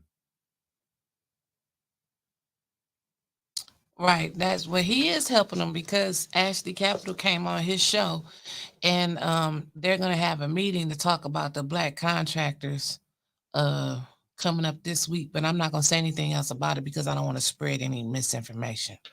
Hold on, Mr. Goons. Yes, I have a school board meeting today starting at 6:30. There's no city council meeting today, is there? Nope, no city council meeting today. The next scheduled Oh, city there she council. go. Okay. She up there now? Yep. Okay. So now unmute him and then add them to the stage. There we Boom. go. And then I can do Yep. this Mhm. or I can do this. It's There beautiful. we go. Bam. There we go. I'm bad. I'm a producer too, y'all. Mhm. You are. We pulled that off somehow. Can you Stephanie guys said hear you me? gave You can me hear me stuff. okay? Yes, sir. Mrs. D, can we hear you? Yes. Okay, great. Everybody's on. Thank you, everyone, for being so patient and hanging on there. Apparently, some trouble getting in with the StreamYard might happen with other Y'all can guests go over too. today and get your full hour since Mickey's not here. I give you permission. He can't do anything when he's not here. He can't stop us. Good. I'm glad because we got a lot to talk about. And I'm glad that President Clack is here today. So let's go ahead and get started. This is the third episode of the Deeper Grassroots Effect, which is Mhm. something I'm trying to pull off here on 8:10 a.m. I'm so grateful. Hey, Ms. Harris. I'm so grateful that I've have this time with all of you. And the purpose of this show, as you know, we've been doing every week, is to try to build deeper connections between various predominantly Black communities, cities, and school districts. Because one of the things that we realized over time is that many of these cities and school districts have been facing the exact same problems. And a lot of it is due to state policies that lead to horrible financial situations. And in terms of schools, also, schools are labeled as failing. And last week we had on Mrs. Elnora Gavin, who shared with us the experience of fighting back against Gretchen Whitmer's attempt to close Benton Harbor High School back in 2019. And I remember that one of the aspects that we shared last week was that inspiring video of the students who had made a video promoting their school district and demanding that it stay open, and that the debt that was really hamstringing the district be forgiven. Well, we've had some really good news in the last few weeks because we've learned that both houses of our legislature have passed legislation that will forgive the debt of Benton Harbor and 5 other districts, including Inkster. Mhm. And kind of that's where we are today. I'm going to give a snapshot, but I'm going to want everyone to introduce themselves again because we might be, I know Mrs. D is new to a lot of your audience. I know I am too. But one of the things that we're going to jump right into is what happened around the closure of Inkster schools. How'd that happen? What has its effects been on the community? And how are people fighting back against it still today? So my name is Tom Padroni. I'm a professor at Wayne State University. I'm a teacher educator, and I also research. I've been researching continuing inequity in predominantly Black communities and Black school districts across the state. And I've done work over the last 15 or so years with Detroit and Inkster, some with Highland Park and Muskegon Heights, and Benton Harbor and Albion and a few other places. And so I've always been someone who wants to not just be about writing about and making a career off of documenting some of the things that are happening, a lot of them not very good, two predominantly Black school districts and cities, but also trying to find a way to be useful to those struggles, which is hard. It's awkward as a white guy to find a way to be useful. And I've had to sit in and listen a lot. And in the process of sitting in and listening, I've often found a way to eventually be helpful and lend, what I'm able to do, the time I'm able to dedicate and stuff like that to helping things along in some way. Mrs. D, we'll turn first to you. Thank you so much for dealing with all the struggles to get on this morning, for sticking with us. And I know we have something to congratulate you for. You won your race for city council in Congratulations. Yeah, Thank hopefully your city council works a little better than Flint City Council, but we'll see. A lot of districts are facing a lot. So if you don't mind, why don't you introduce yourself a little bit? And I guess the last thing I want to say before turning it over to you for that first question is just how I met you. The way I met you, I was thinking about it this morning. It was back in 2015 or 2016, and I was working with Detroit Life Coalition, a group that eventually became Michigan We Choose, which was about protecting Detroit public schools from the way they were being dismantled and trying to build something better there. And I remember you came to the meeting and you stood up at one point and you got everyone's attention. And can you maybe start out by sharing us more or less what you said at that moment? Oh, wow. I do remember attending that meeting. And I know you had a lot of discussion on this closing for Detroit Public Schools. And I don't know, I just kind of remember um, the bickering. One was on one side, this on that side, don't do this, don't do that. And I do remember that it kind of ticked me off because I got up and said, wait a minute, you're fighting over nothing. You still have a school and I don't. That's what I remember saying. And I had to let them know that Detroit school, Inkster Public Schools had been closed and they completely demolished every school we had. So it's like, you can't come back. So I wanted Detroit and everyone else to fight for their schools. Um, I don't think we did enough as a community. I think we should have went to Lansing. We had a meeting in Lansing, but it didn't involve all of the citizens of Inkster. For one thing, Inkster's different. It's only 6.2 square miles, and in that area, we had Taylor schools. They were shipping our kids to Taylor schools. We had Wayne Westland. We had Cherry Hill School District. So, and then the Inkster School District. And so they chopped us up in the first place, which really was a reason for failure Mm-hmm. because the money was going here, there, and everywhere. And then on top of that, like 6 or 7 charter schools were allowed to come in.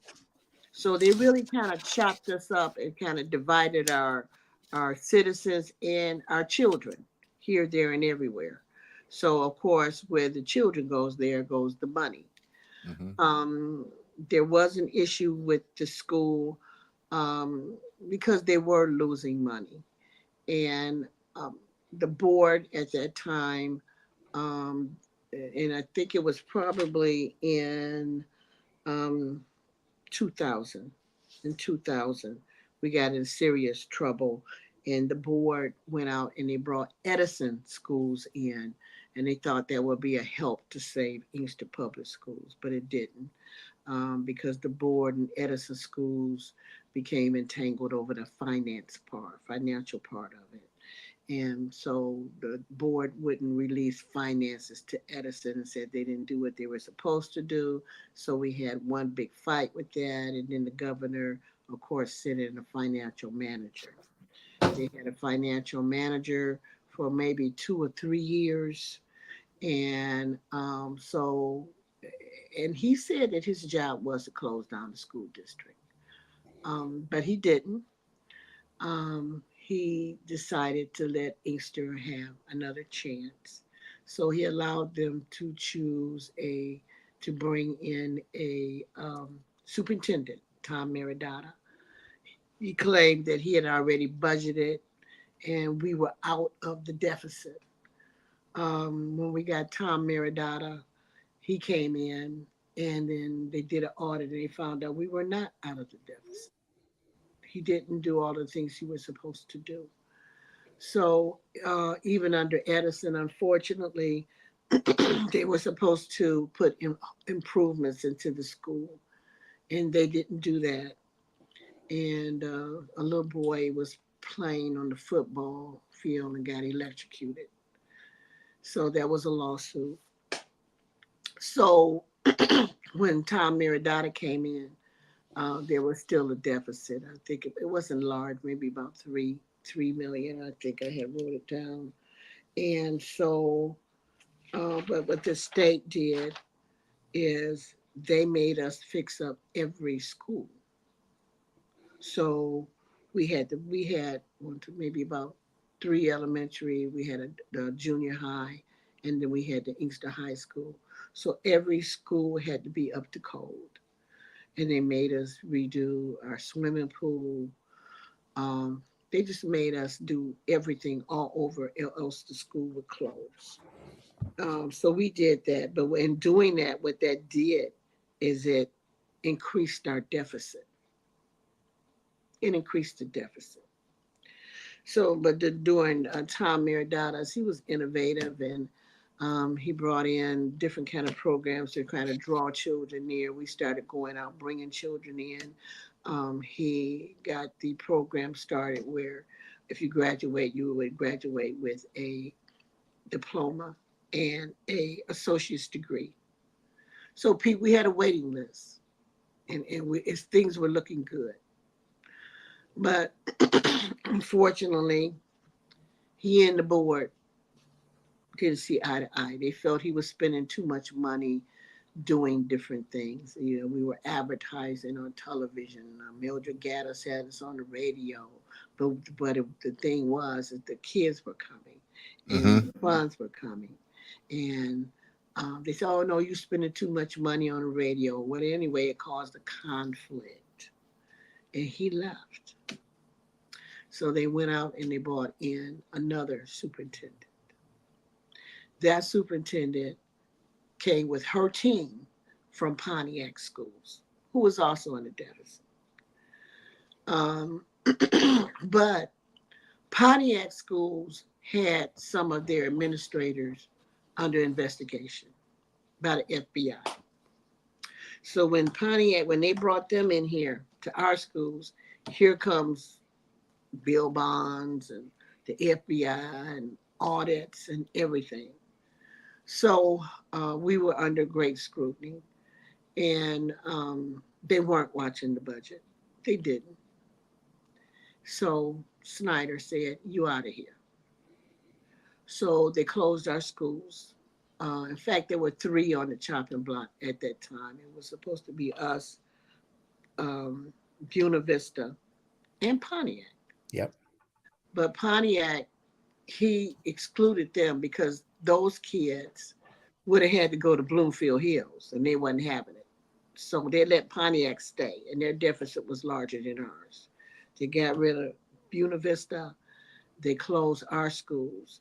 And what they did is they split us up north, south, east, and west. And they sent them to other districts that were also in a deficit. So, but our kids come in there and help them get out of the deficit.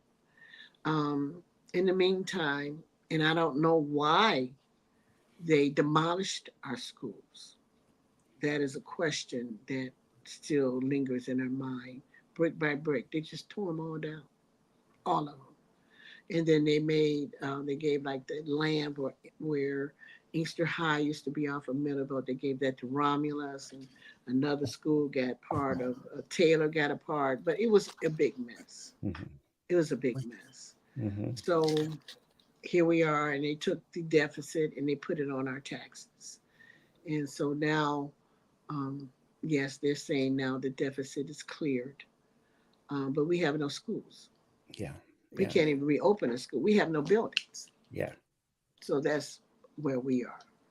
Yeah, I mean, so there's several pieces of the story that I think really need to be drawn out. And one was how adamant people in Lansing were about going after these districts. And what they did was they wanted to close down Inkster, and they wanted to close down, as you said, Buena Vista.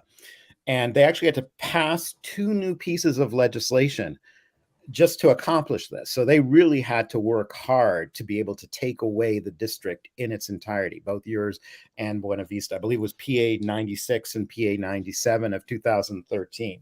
Right. And they came up with a formula. They came up with a formula for that allowed them to pass a law, because they have to do it this way since it's state legislation, for the entire state. And the problem was the formula that they set up didn't just capture the two districts they were targeting, Buena Vista and Inkster. It also targeted Pontiac, as you said. And so, and like you said, it's like, the good people around there weren't going to have those kids from Pontiac schools in their district if that district shut down completely. And so what they did is they added something to the law that said, oh, it's only for school districts that have a population below this. And that took Pontiac out of the picture and just left those two districts. Right. And you have to think about this. Inkster's a small community, as you were talking about, even before all of this went down in 2013. That it was segregated. The city was chopped up into different parts. There was a part of the district that predominantly Black kids in Inkster went to. And then there were other portions as well. So it was already sort of divided. But one of the things that really struck me when I was digging into it, and this is where I want to later really connect it to Flint, to think about, what is it that happened in Inkster that can be a lesson for Flint and for other districts, and then maybe also talk about what might be a hopeful way forward for Inkster, and then also to get some of Michael Clack's, as president of the school board, his own thoughts about these dynamics that wear on Inkster, that Flint might have some of, and how Flint can move forward as well. So one of the things that I was really one of the things that really needs to be said is when this happened in 2013, there was basically no consultation with the community at all. I mean, it happened in a matter of days. There was no time to push back.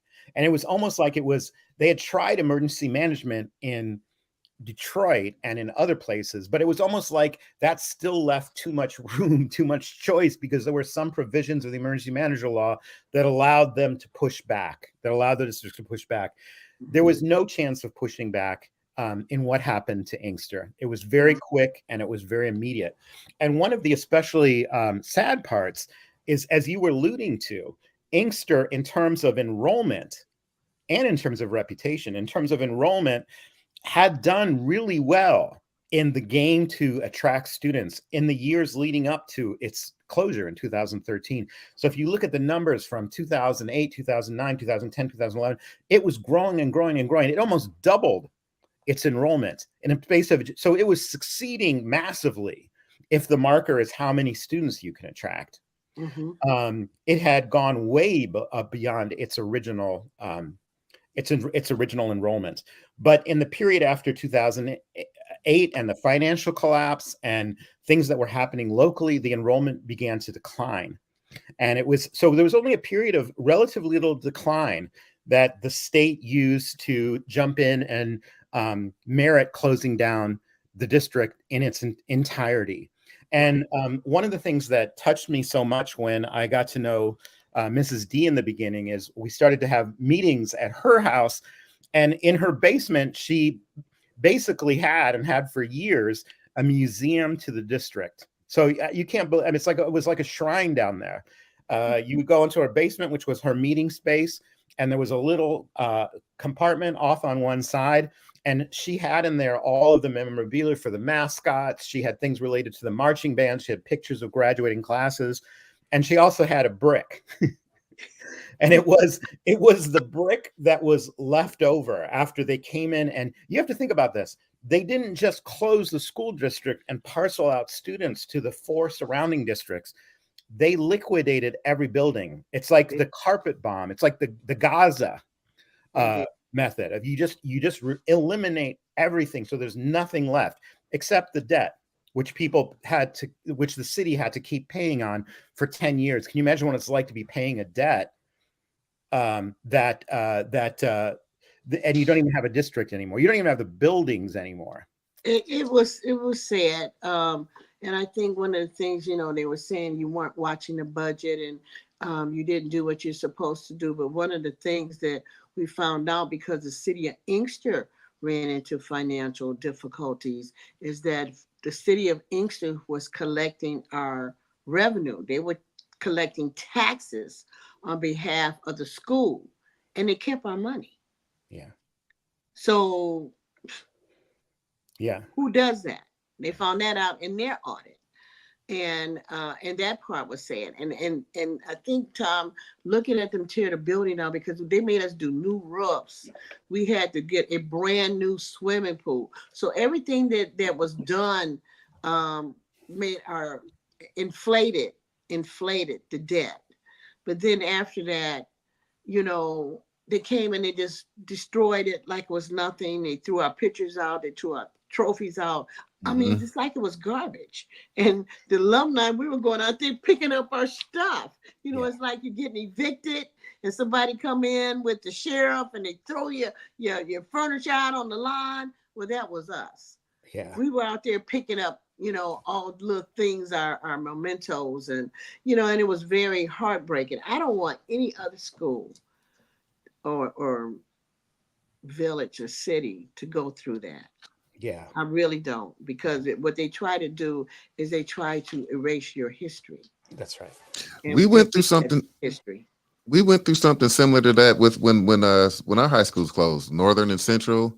There were people that were going through taking out trophies and school uniforms and football equipment and weightlifting equipment.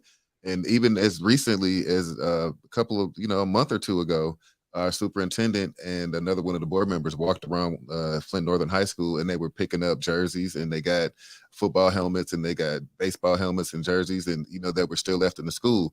And anybody that knows Northern High School knows this has a deep tradition and deep roots, and people, even school's been closed almost 10 years now, but people that went to Northern have this big school spirit even to this day. I mean, 50 years ago, 60 years ago, 70, 80 years ago, these people have this school spirit, and you can't take it from them. And I kind of envy them for that.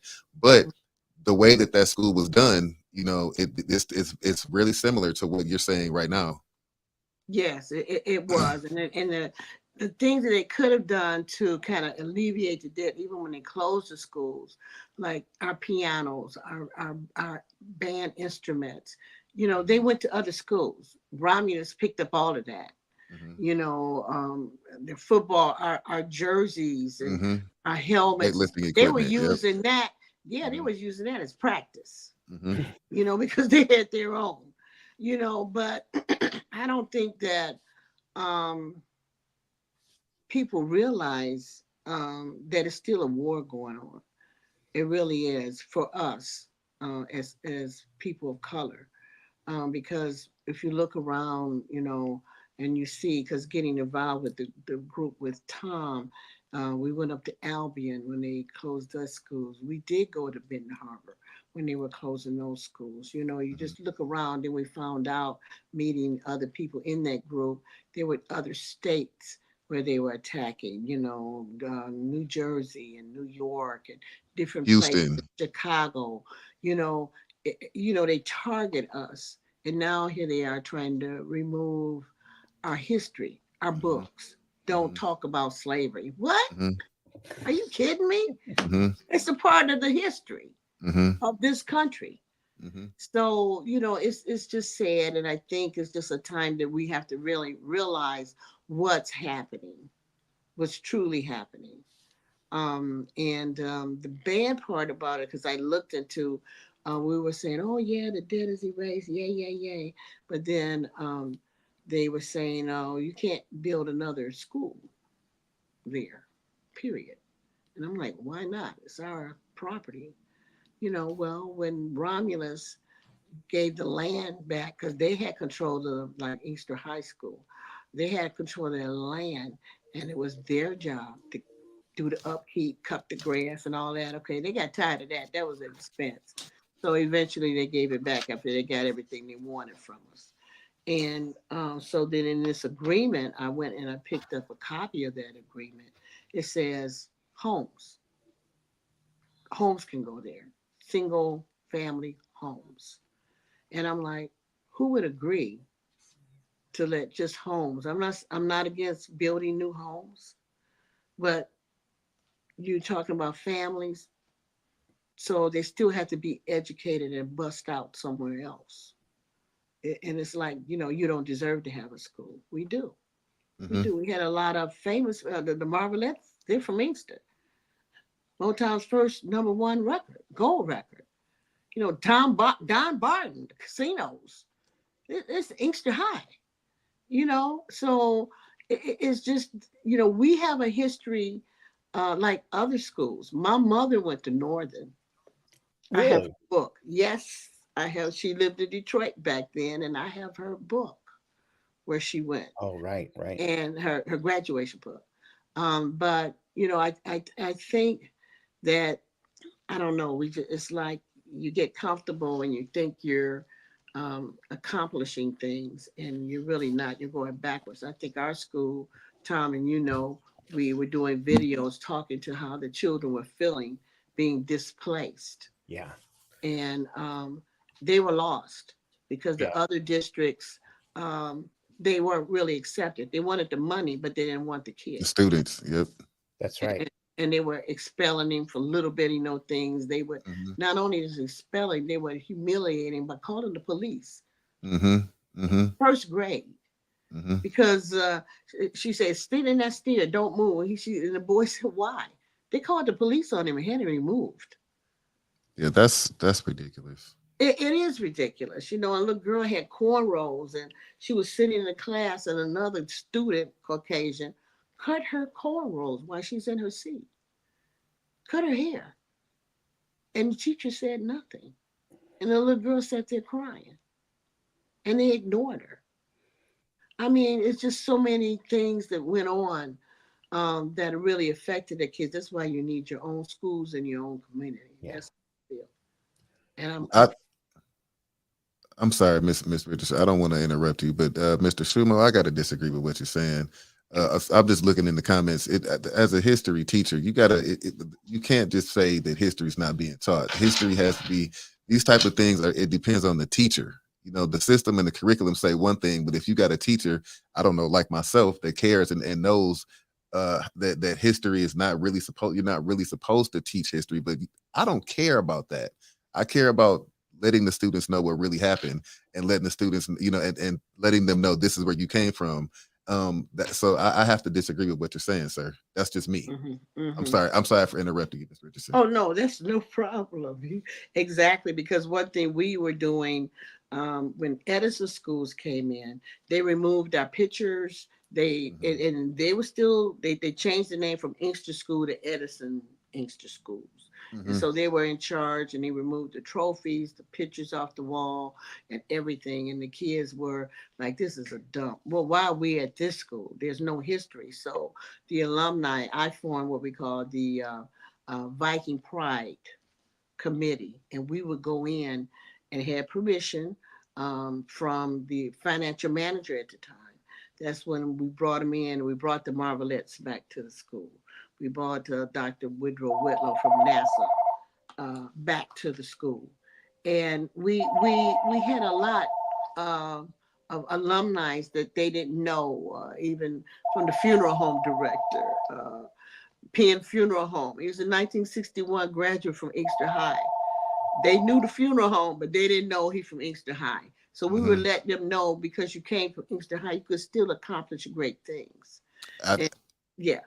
no, I have to agree. Actually, at 3 o'clock today, I've got an alumni meeting that I'm going to uh, over at the administration building, and our topic is of discussion will be athletics and how we can help. Try to bring this.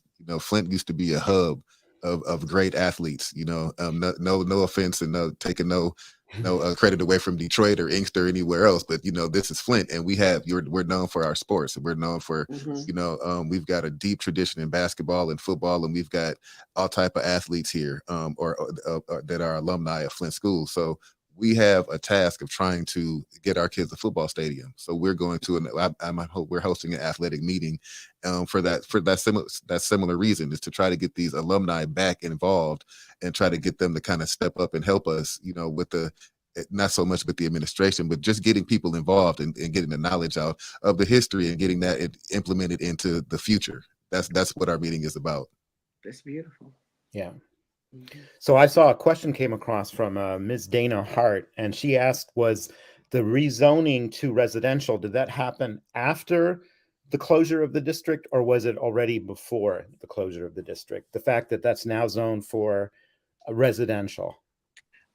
We didn't know that it was zoned for residential, and I'm not sure if that went through the body, the council. I'm gonna find out now that I'm on. But that was in the paperwork. I did a FOIA to find out what was going on with that land, and that's what it showed.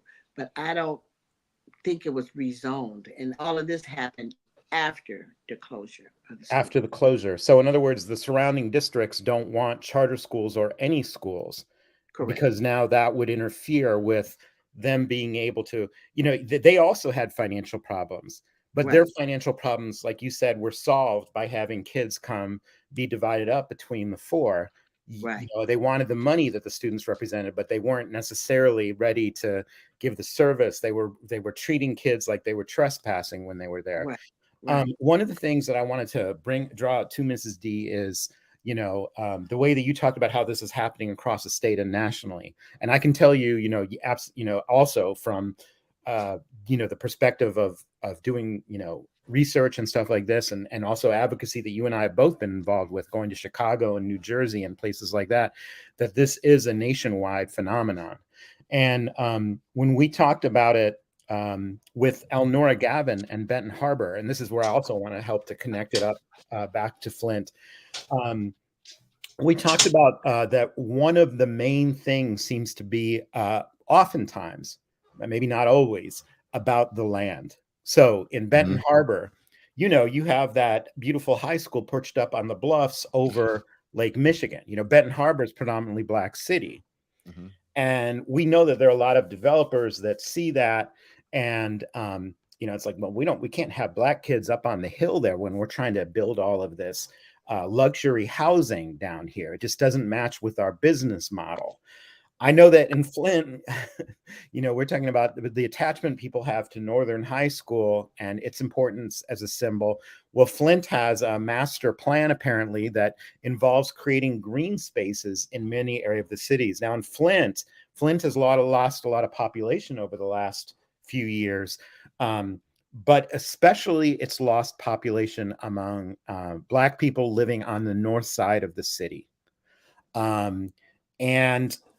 So one of the things that I've been learning about Flint is it's also the same thing in Detroit. It's also the same thing in Chicago. It's also the same thing in Benton Harbor, is someone else who has a lot of power and money to be made through realty investment and financial interests has a different view of how the city should be and who it should be serving well. And at least on the north side of Flint, a lot of stuff that goes through city council and, seems to be all in the direction of making the city for someone else. Can you tell me a little bit more, first of all, about, like, you talked about the harm to students in Inkster as they got divided up. And that was already, 2013 and ongoing. What about the city itself? How has it changed the city to lose the school district? I mean, is it that you take out the school district, but the city's still healthy and vibrant and just the same? Of course not. So go into that a little bit. How has it changed? It is not. Unfortunately, we lost a lot of residents. They moved out, which leaves their homes. And we have a lot of vacant property, homes. And, I don't care how much they say, come to Inkster. They're not coming to Inkster. They want to know what school district. So what the people started doing, the council, and we have schools. You can go to Westland schools. You can go to Taylor schools. Taylor has a little corner of Inkster. You can go to Romulus. They're catching buses, and so everything around us is just went down. My granddaughter was at Inkster Public Schools, um, and what Oak Park did is they sent busloads. They sent buses out here to pick up our kids. My granddaughter had to get up at 6 a.m. and she would come home at 7 because she wanted to be involved with the band. Our Mm-hmm. football players, they got all of them. Our teachers, the levels, and we had fine arts and plays, and they went to Oak Park. So with them goes your community. Did You know, Belleville get any of you all students? I know that's right around there somewhere too. Belleville, there were students that had to go to Belleville, that went to Belleville. I say it like that, but the parents had to take them to Okay. Belleville. Right. Most of Okay. them were Romulans. They sent a bus, but then those kids could not be involved in sports because the They bus left at a certain time. And if those parents didn't have transportation to and from, they couldn't be involved in the sports. okay. I got two small questions. What is the population in Inkster as a city overall, and what was the population of the school district, if you know that? I don't remember the population of the school district. I know the population of the city was about like 35,000. And we're right now, we're probably 27, 26. Yes, ma'am. Okay. I mean, we lost a lot because we just went through the census and we Yeah. lost, we lost a lot. The land Okay. is still vacant there. They're not doing any building, especially not regarding schools. Hmm. And even the homes that they had started to build, that stopped. It stopped. So you just have high taxes. Just high taxes. It's real similar to what we have going on here. I Yeah, just I just keep on picking up on the similarities, and and it's almost spot on yeah, as to everything is almost spot on. So yeah. yeah. So now they're building and we got multiple marijuana. Oh yeah, we got those too. The Mm, billboards and yeah, commercials and mm. Yeah. We have I think maybe about 8. For that city. Dispensaries and high taxes. Welcome to Inkster. you Yeah. can get And high and yeah, but yeah, there you go. You get high, face your high taxes. yeah. I guess so. Get as high as your taxes in Inkster. Yeah. So Um, hopefully we can turn it around. It's bad. It is, but I think, like you, most of us, we have a rich history and we remember when. Mhm. So you still want to go back to that. yeah. Yes, ma'am. Yeah. And that's what I wanted to really highlight is you mentioned some of its history in terms of the Marvelettes and other people who were alumni. For people who don't know, and you can correct me if I'm wrong, Mrs. Richardson, but my understanding is that the reason why Inkster grew up as a predominantly Black city goes back to the time of the Great Migration and the construction of the Rouge plant. Basically, when Black folks were moving up north to this part of the country for the auto jobs, the jobs at that moment, one of the places they were was at the Rouge factory, which at the time was the largest factory in the world when it Right. opened up. Right. And if you were Black, you couldn't live just anywhere. There were basically two places you could live. You could live in Detroit, Mhm. Mhm. but only in particular areas of Detroit that were overburdened, that had, ridiculously high rents for terribly kept places, just incredible density of population and a long commute to Rouge, or you could live in Inkster, and Inkster was closer for a lot of people to Rouge, which is what attracted it, what made it such an attractant for a predominantly Black population. Malcolm X lived in Inkster for some time, and my understanding is his house is being there's some Renov- preservation experts going Yes. preservation efforts going on right now with that as well. Yeah. Um, so you have like the heart sort of taken out of a city, all those social relationships that are built into the schools, where people are, we underestimate how important that is when people just start sort of running into each other when you have a local school district, how, those connections can help facilitate your life, your career, your ability to take, childcare, whatever it might be. A lot of important relationships are formed through a school. And then identity also, the sense of connectedness, of pride. I mean, the first thing that home buyers look for when they're shopping for a home, they're looking for schools Schools. oftentimes, right? Yep. And so here you don't have a district, what does that do? What does that do to the pride? What does that do Yeah, to the property values? it's horrible. And I remember in doing our Viking Pride, I learned a lot, even though I've always been in Inkster. And I had some older alumni that talked about how, including some of my relatives, how they did come from different areas into Inkster, and that Henry Ford got a little building, and he started with a little elementary school for the kids to go to. And then as they got older, they had permission to go to Dearborn schools. So my cousin was telling us he was one of the ones that went to Dearborn schools.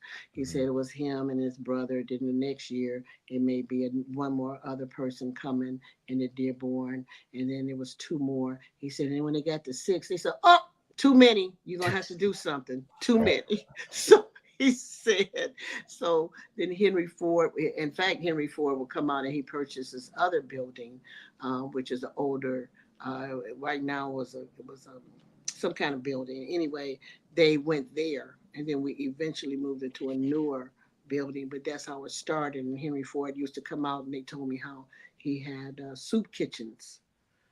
He would have a grocery store for them and everything because he was trying to protect his employees. Okay, and that was hard. They couldn't live in any and everywhere. So education was one of the things that he was trying to do. But yeah, and just to hear my relative talk about, oh yeah, there was like six of us, and they said, okay, you guys are growing up now. Too many, no more. Mm-hmm. So they get rid of them. And that's how we had to start our own school. Yeah. We weren't Yeah. wanted. And that story was also said Dr. Young. He ended up being a doctor, but going to U of M. But he told that story. He and my cousin, and in fact, we did a video of him talking about that history of Inkster. So Mhm. those are the things that people need to know that we have contributed to this country. Yes.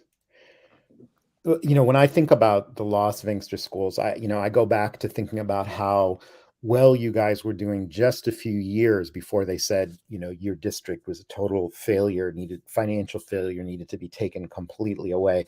I mean, I remember that I met, I interviewed at one point for a job at Eastern Michigan University, and their dean was very involved in Inkster schools at that time.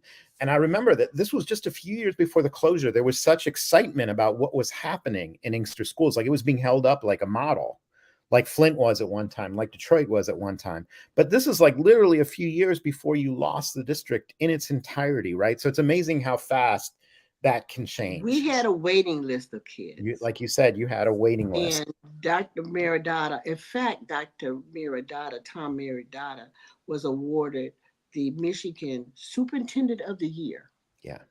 because we did a turnaround. And literally just a few years before the Yes, district was wiped off the map. yes, Right. yeah. Mrs. D, it's really your fault that this whole alliance got connected up in Michigan because of you. When you reached out to the Detroit group, a lot of us started to say, well, we really have to start connecting to these other cities and I think what motivated us was kind of what you were sharing, which was never again. I mean, my sense is that when it happened to Inkster, a lot of us who were education advocates, we kind of sat by on the side and were like, well, I don't know, maybe it was supposed to happen. And I know some people in Inkster were fighting about it, but there Right. wasn't that sense of having friends all across the state. And I remember it was through you, not only that you came to us, but then you got approached by Sonia Brown from Albion that was losing its district. It was eventually annexed by Marshall. And you were Right. talking about the kids being, in Marshall schools, when Albion went into Marshall schools, the first year in kindergarten, 14 Black boys were suspended on the same day. Mm-hmm. I mean, how do you get 14 kindergarten boys suspended on the same day? but so that brought in Albion, and then we started to connect all these other cities. And Right. so eventually, as we learned from Elnora too, when activists in Benton Harbor called Dr. Pamela Pugh to say, we are in trouble here. They're coming to get our school district. They're coming to get our high school. Pamela Pugh put them in touch with us, and we all mobilized. And Ms. Richardson, Council Member Richardson, or Trust, whatever they call you, Councilwoman. What is it again? Councilwoman. Councilwoman. Let's put some respect on that name. That's right. Mm-hmm. Yeah, there you go. Yes. And First Man James, who's there as well. Yeah. Yes. So all of this meant that because of Dee's original action, that when Benton Harbor ran into trouble, we were like, it's not going to happen like it happened to Inkster, and we all went over there. We told the story of what people from all these different districts that I've mentioned, including Mrs. D, went over there and told them about what had happened, and eventually put the pressure on the state to, Whitmer, to back down, especially when she realized that that people across the state were mad with her, and that even the National Urban League and NAACP were talking about her. And she wanted to be elected. Yeah, she wanted to she still has those aspirations, I'm sure. And so we learned kind of like that was the mechanism. But in Benton Harbor, the efforts of people all across the state helped to save that high school from being shut down, but it didn't solve the problem long term. The same dynamics are still in place. We talked about these a little bit last week, about the way that Proposal A set up an incentive for school districts to try to bring in people from other districts to kind of cannibalize other districts, that we have a way of funding schools that doesn't relate directly to the amount of, like some districts have a much higher concentration of students who are free and reduced lunch, who are English language learners, who have identified disabilities. And those districts, they do get more money for those things, but not in proportion to their actual need. And because of those constant budget shortfalls, that ends up producing this big gap, this big hole in their budget, which they have to then fill. They end up closing down programs. It can lead to this downward spiral where your need to cut costs to respond to people leaving the district is only making it worse, and it puts school districts into a downward spiral. It does.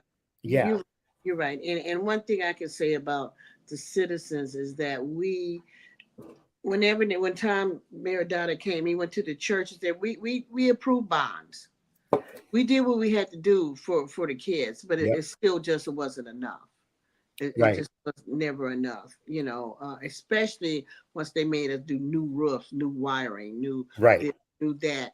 I mean, we had to do it all, or else. So we didn't have a problem. Hey, we approved that bond. Okay, fine. But we still got knocked down. Yeah. And that's such an important point to bring out, is that the state mandated, you said in relation to that special education student who was electrocuted, that all of these improvements be made, which cost a lot of money. Yeah, but that was under their financial manager that they set up. And that's the important part too, is this. You see, the part 2 plus, they found out he overpaid himself. You see, so it's a lot of dynamics into that, And you didn't find that out until the audit the following year, right? Correct. Right. So after the fiscal year, so the following year, right? Yeah. Yeah. So Mrs. D, I know one thing we've talked about is what would it take to help restore a district to Inkster schools, and it's a long struggle, because I know we approached last year. We approached last school year, we approached 2 legislators, Dylan Wedgela and Paul Hankey. And I remember our conversation with Paul Hankey, and she's a senator from your region. She was excited about the idea of pushing the debt forgiveness, but when it came to talking about restoring the district, I remember her chief of staff said, well, that's too complicated. I don't see that happening. And I remember that our thought, certainly my thought at the time was, look, the Republicans were willing to do all of this complicated stuff to take away a predominantly Black school district. They passed special laws just to do that. But are Democrats willing to do the same, put in the same energy that the Republicans did to destroy, to rebuild? And, you know, I mean, I know that there are some of us, you at the head of it, who are willing to fight for it. But in terms of the Democratic Party, it's been sort of the same story of, well, we said a lot of nice things when we went to get elected.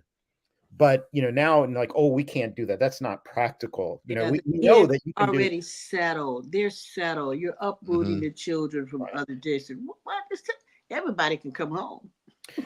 And I know that when we talked about what would it take to rebuild the district, and this is when we get back to Flint, in my mind, is as we talked about drawing on the assets that Inkster has historically. I remember that you had a friendship with someone who was very high up in NASA, you still do, obviously. Yes. And we talked about the idea of, well, it's not going to work to just tell parents you can't choose anymore. You can't, you know, because if I were a parent and there were, you know, horrible things happening, my district was being underfunded, they lost all their sports or whatever it might be, I can see the temptation to leave. So I get that.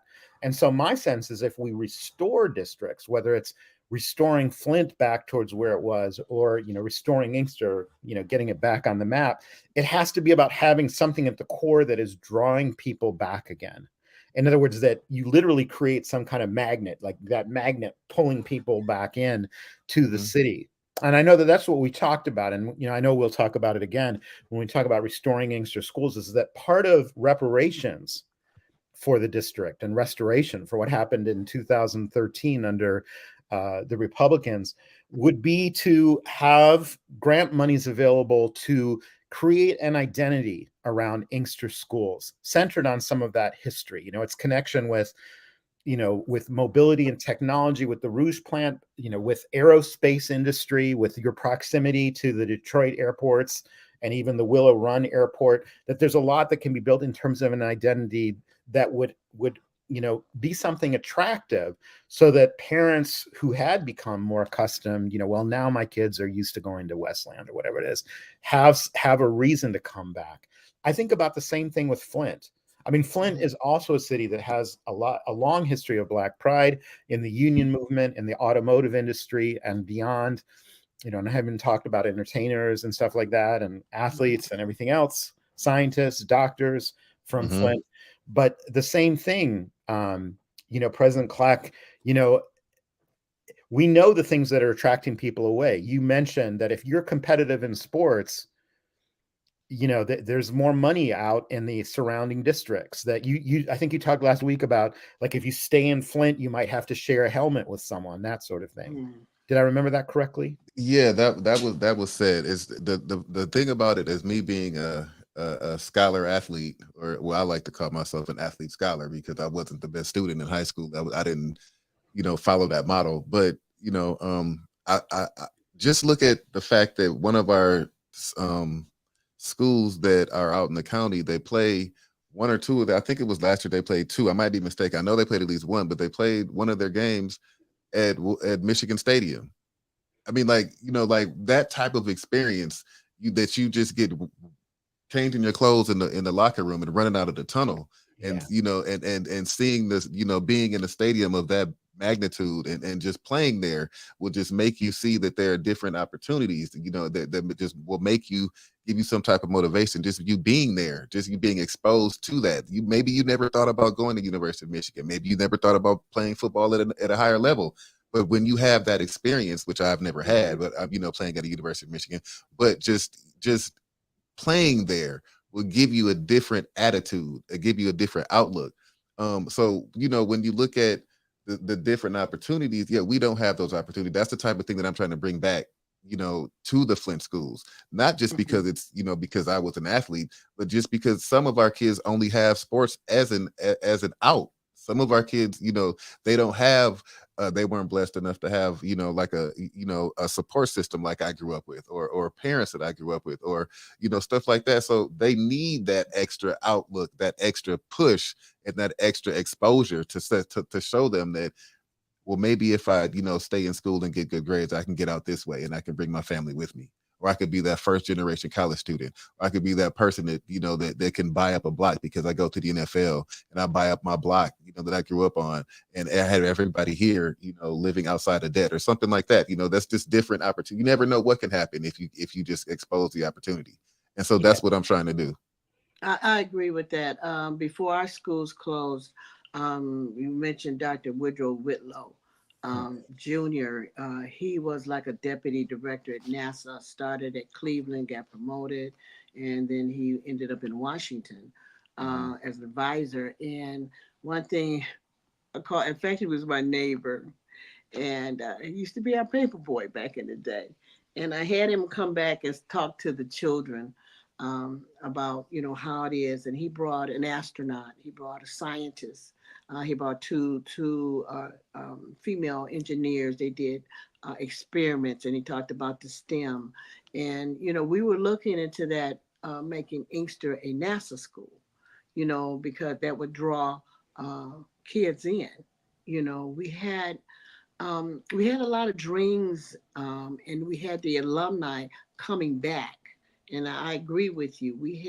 Our teams did go to Ford Field in the playoffs. And that was so exciting. I mean, we were geeked. It was so exciting.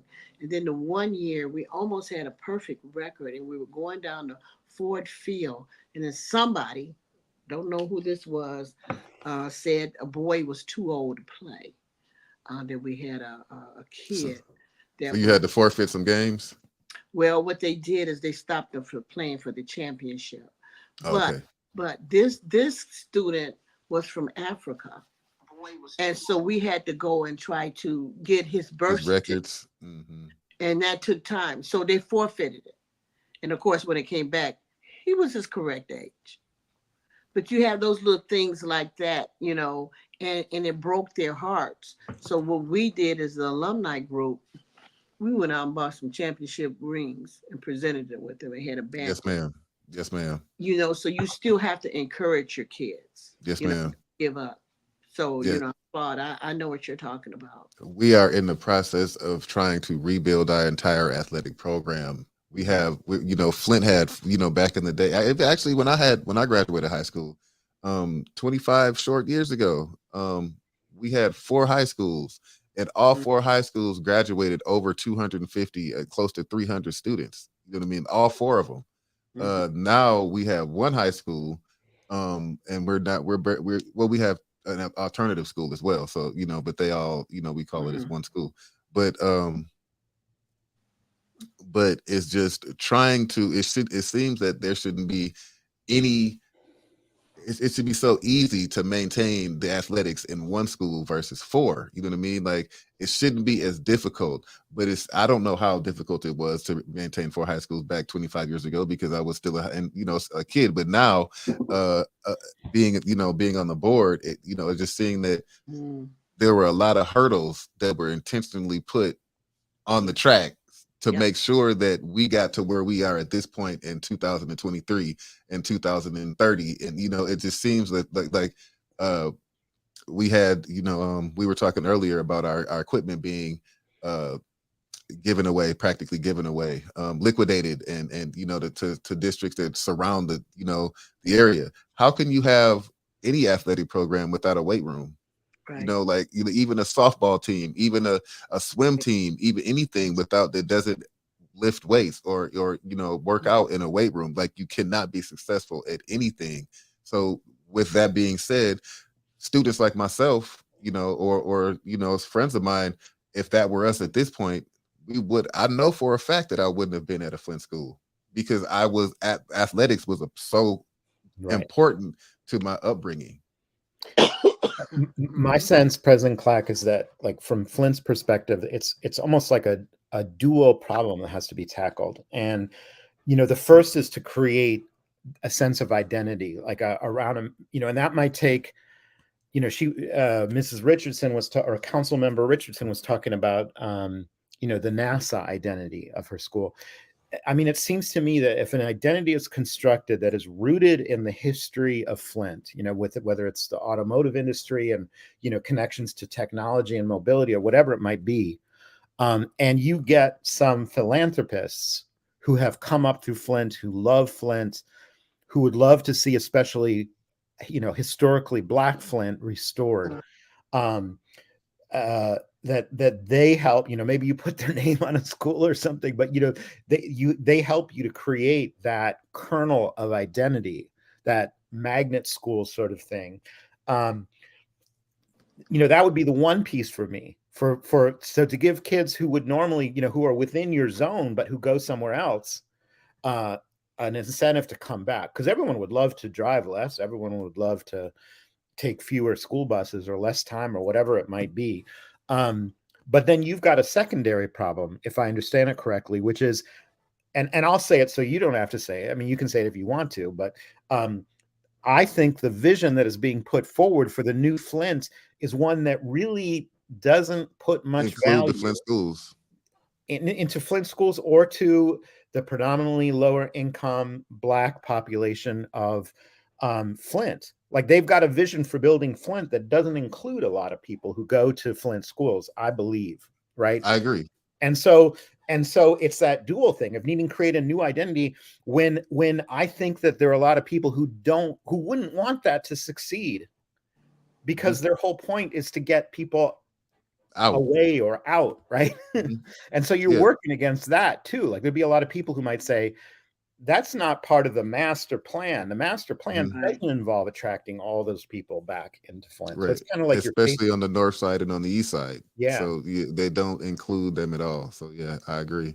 Yeah. And you had 4 high schools as recently as 10 years ago, I believe. Right? Northern closed in 2013. Central, I believe. Southwestern still open. Northwestern closed.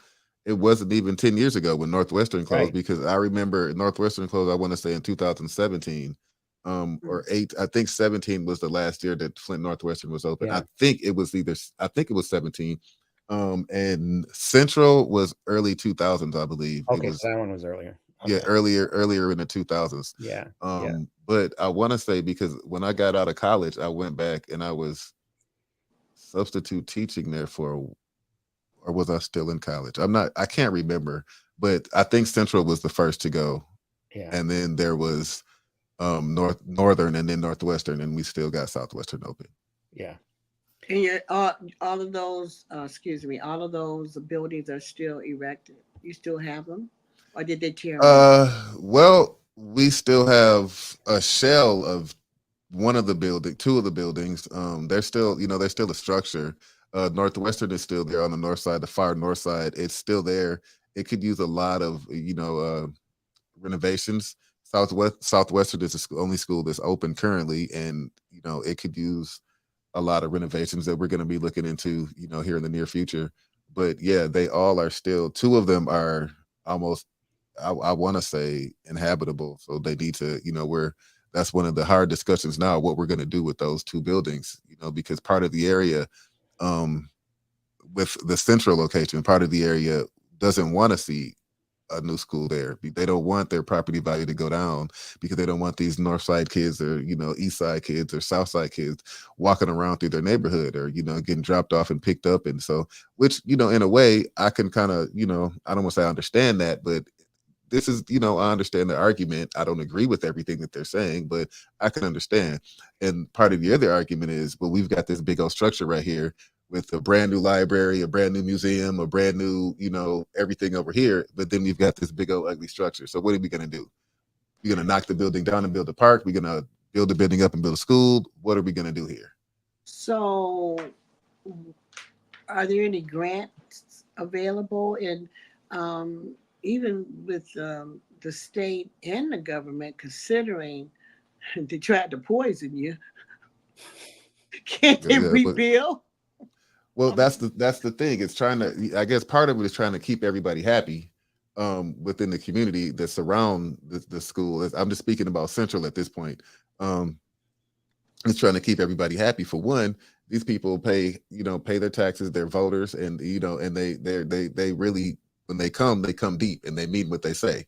So it's not trying to upset them, but it's still trying to we still have an obligation to people want a new school, whether it's for this generation, the next generation. People want a new school. It's almost like when you go into some of our schools, you're almost going back in time. You know what I mean? Like, and I saw somebody here say we don't have adequate books. Well, I know myself as an educator, and a lot of the teachers don't use books now. Everything is done online. So, Right. you can have curriculum, and there's, online curriculum, and you can have curriculum that goes with books, or you could kind of do a mixture of both. But I do know it's a little bit easier now, just with me, to keep up with progress when work is given online, or because even I can see your progress real speed, real time, as far as if I give you an assignment. But still, traditionally, I agree with sometimes you need books, school books. It's just trying to satisfy everyone. You know what I mean? It's trying to make sure that the kids get the best, get what they need, get the best that we can give, and still keep the parents happy, the neighborhood happy, the community happy, and that's not easy. Yeah, I can see that. I guess I just thinking, considering all of the trouble, especially with the water crisis and the Hmm. illnesses that cause, Hmm. that someone will be responsible and try to um, make the city whole. That Well, if the courts aren't gonna hold up, if for one, if the courts aren't gonna do their due diligence, then you can't yeah, expect for the school board, or the school no, district or yeah. Department of Education to go against what they're doing, because it wouldn't hold any water. You know what I mean? What, So what about your senators and they're not even involved? I can't say that they're not involved, but I can't speak directly to what they are involved in. But as far as Yeah, the school district, I don't, they're we don't, as far as with us, no. As far as I know, Right. I haven't had any conversation with any senators or any current sitting Congress people. I've spoken to former Representative John Ananick. I've spoken to him, but mm, but not necessarily about building a school or support. It's just about other things. yeah. I heard that President Clack might be running. I'm sorry. I heard that President Clack might be considering running as a representative. Is that still something you're thinking about, or is that secret? Who told you that? Oh, it's secret. Okay. Where did you hear that from? I didn't. I made that up. I think Mrs. D said that in a text message this morning. It must have been her. Uh, It's a good idea. well, Yeah. I could neither confirm nor deny. Good. Good. Oh, you sound like a politician already. There I you go. could neither confirm nor deny the future plans or what the future holds for President Clark. So I'll just keep that as an open. Yeah, they got nothing from the water settlement. The lawyers got paid. I mean, the Oh yeah. settlement, if I understand it correctly, the settlement wasn't nearly high enough. And the vast majority of it went to the attorneys, and the little bit that was promised to Flint people, they didn't, they still haven't gotten their $300 check or $600 check or We whatever, got our $300 water credit. which was We giving got the money water to them. credit. Yeah, it Yeah, of wasn't even, course, of yeah, course. it was That giving was. money to the, yeah. But I do know that there's something that's comparable to what there was a what's his name, the guy that the doctor, was it Larry Nasser, the guy that was at Michigan State that Yeah. had all those, the women, I think it was 144 or 47 or 40 something women that he had been in contact with, and had abused over the years. They got more money than the city of Flint did. Yeah. Those 140 women, not and please don't take anybody that's listening and watching, don't take away, I'm not taking away anything from what they suffered and what he Right. did, Exactly. Well, as they should have, but the point is that Flint should have gotten at least as much. right. So we should have gotten more Right. than what a small number of people got for being abused by one human being, when we had over 90,000 people to be poisoned and be affected by this man-made crisis, and we got less than an entire city got less than a small group of women. And please, again, I'm saying, Right. I'm not taking away from what they had to suffer and what they had to go through. I'm just comparing the two amounts of money, and how it was dispersed or whatnot. They got more than what an entire city did that was poisoned by men. Right. Right. Mm. And that's, generational too. I mean, it's going to have impacts for generations in Flint, if I understand it correctly. Yes, sir. Yeah. Well, thanks everybody. I mean, sorry that we had a hard time getting on at first, but we worked it out. And thank you, President Clack, for serving all roles. You're here as engineer and you're president and you're discussing in our group. So thanks for doing all that. See, he's got to go over and switch us off now. Go switch everything over. So yeah. Thank you so much, Mrs. Richardson. Congratulations on your election. Thank you. Thank you very much. And hopefully we'll meet again and we can solve some other problems. I think so. Okay. Okay, till next time, everyone. Thank you.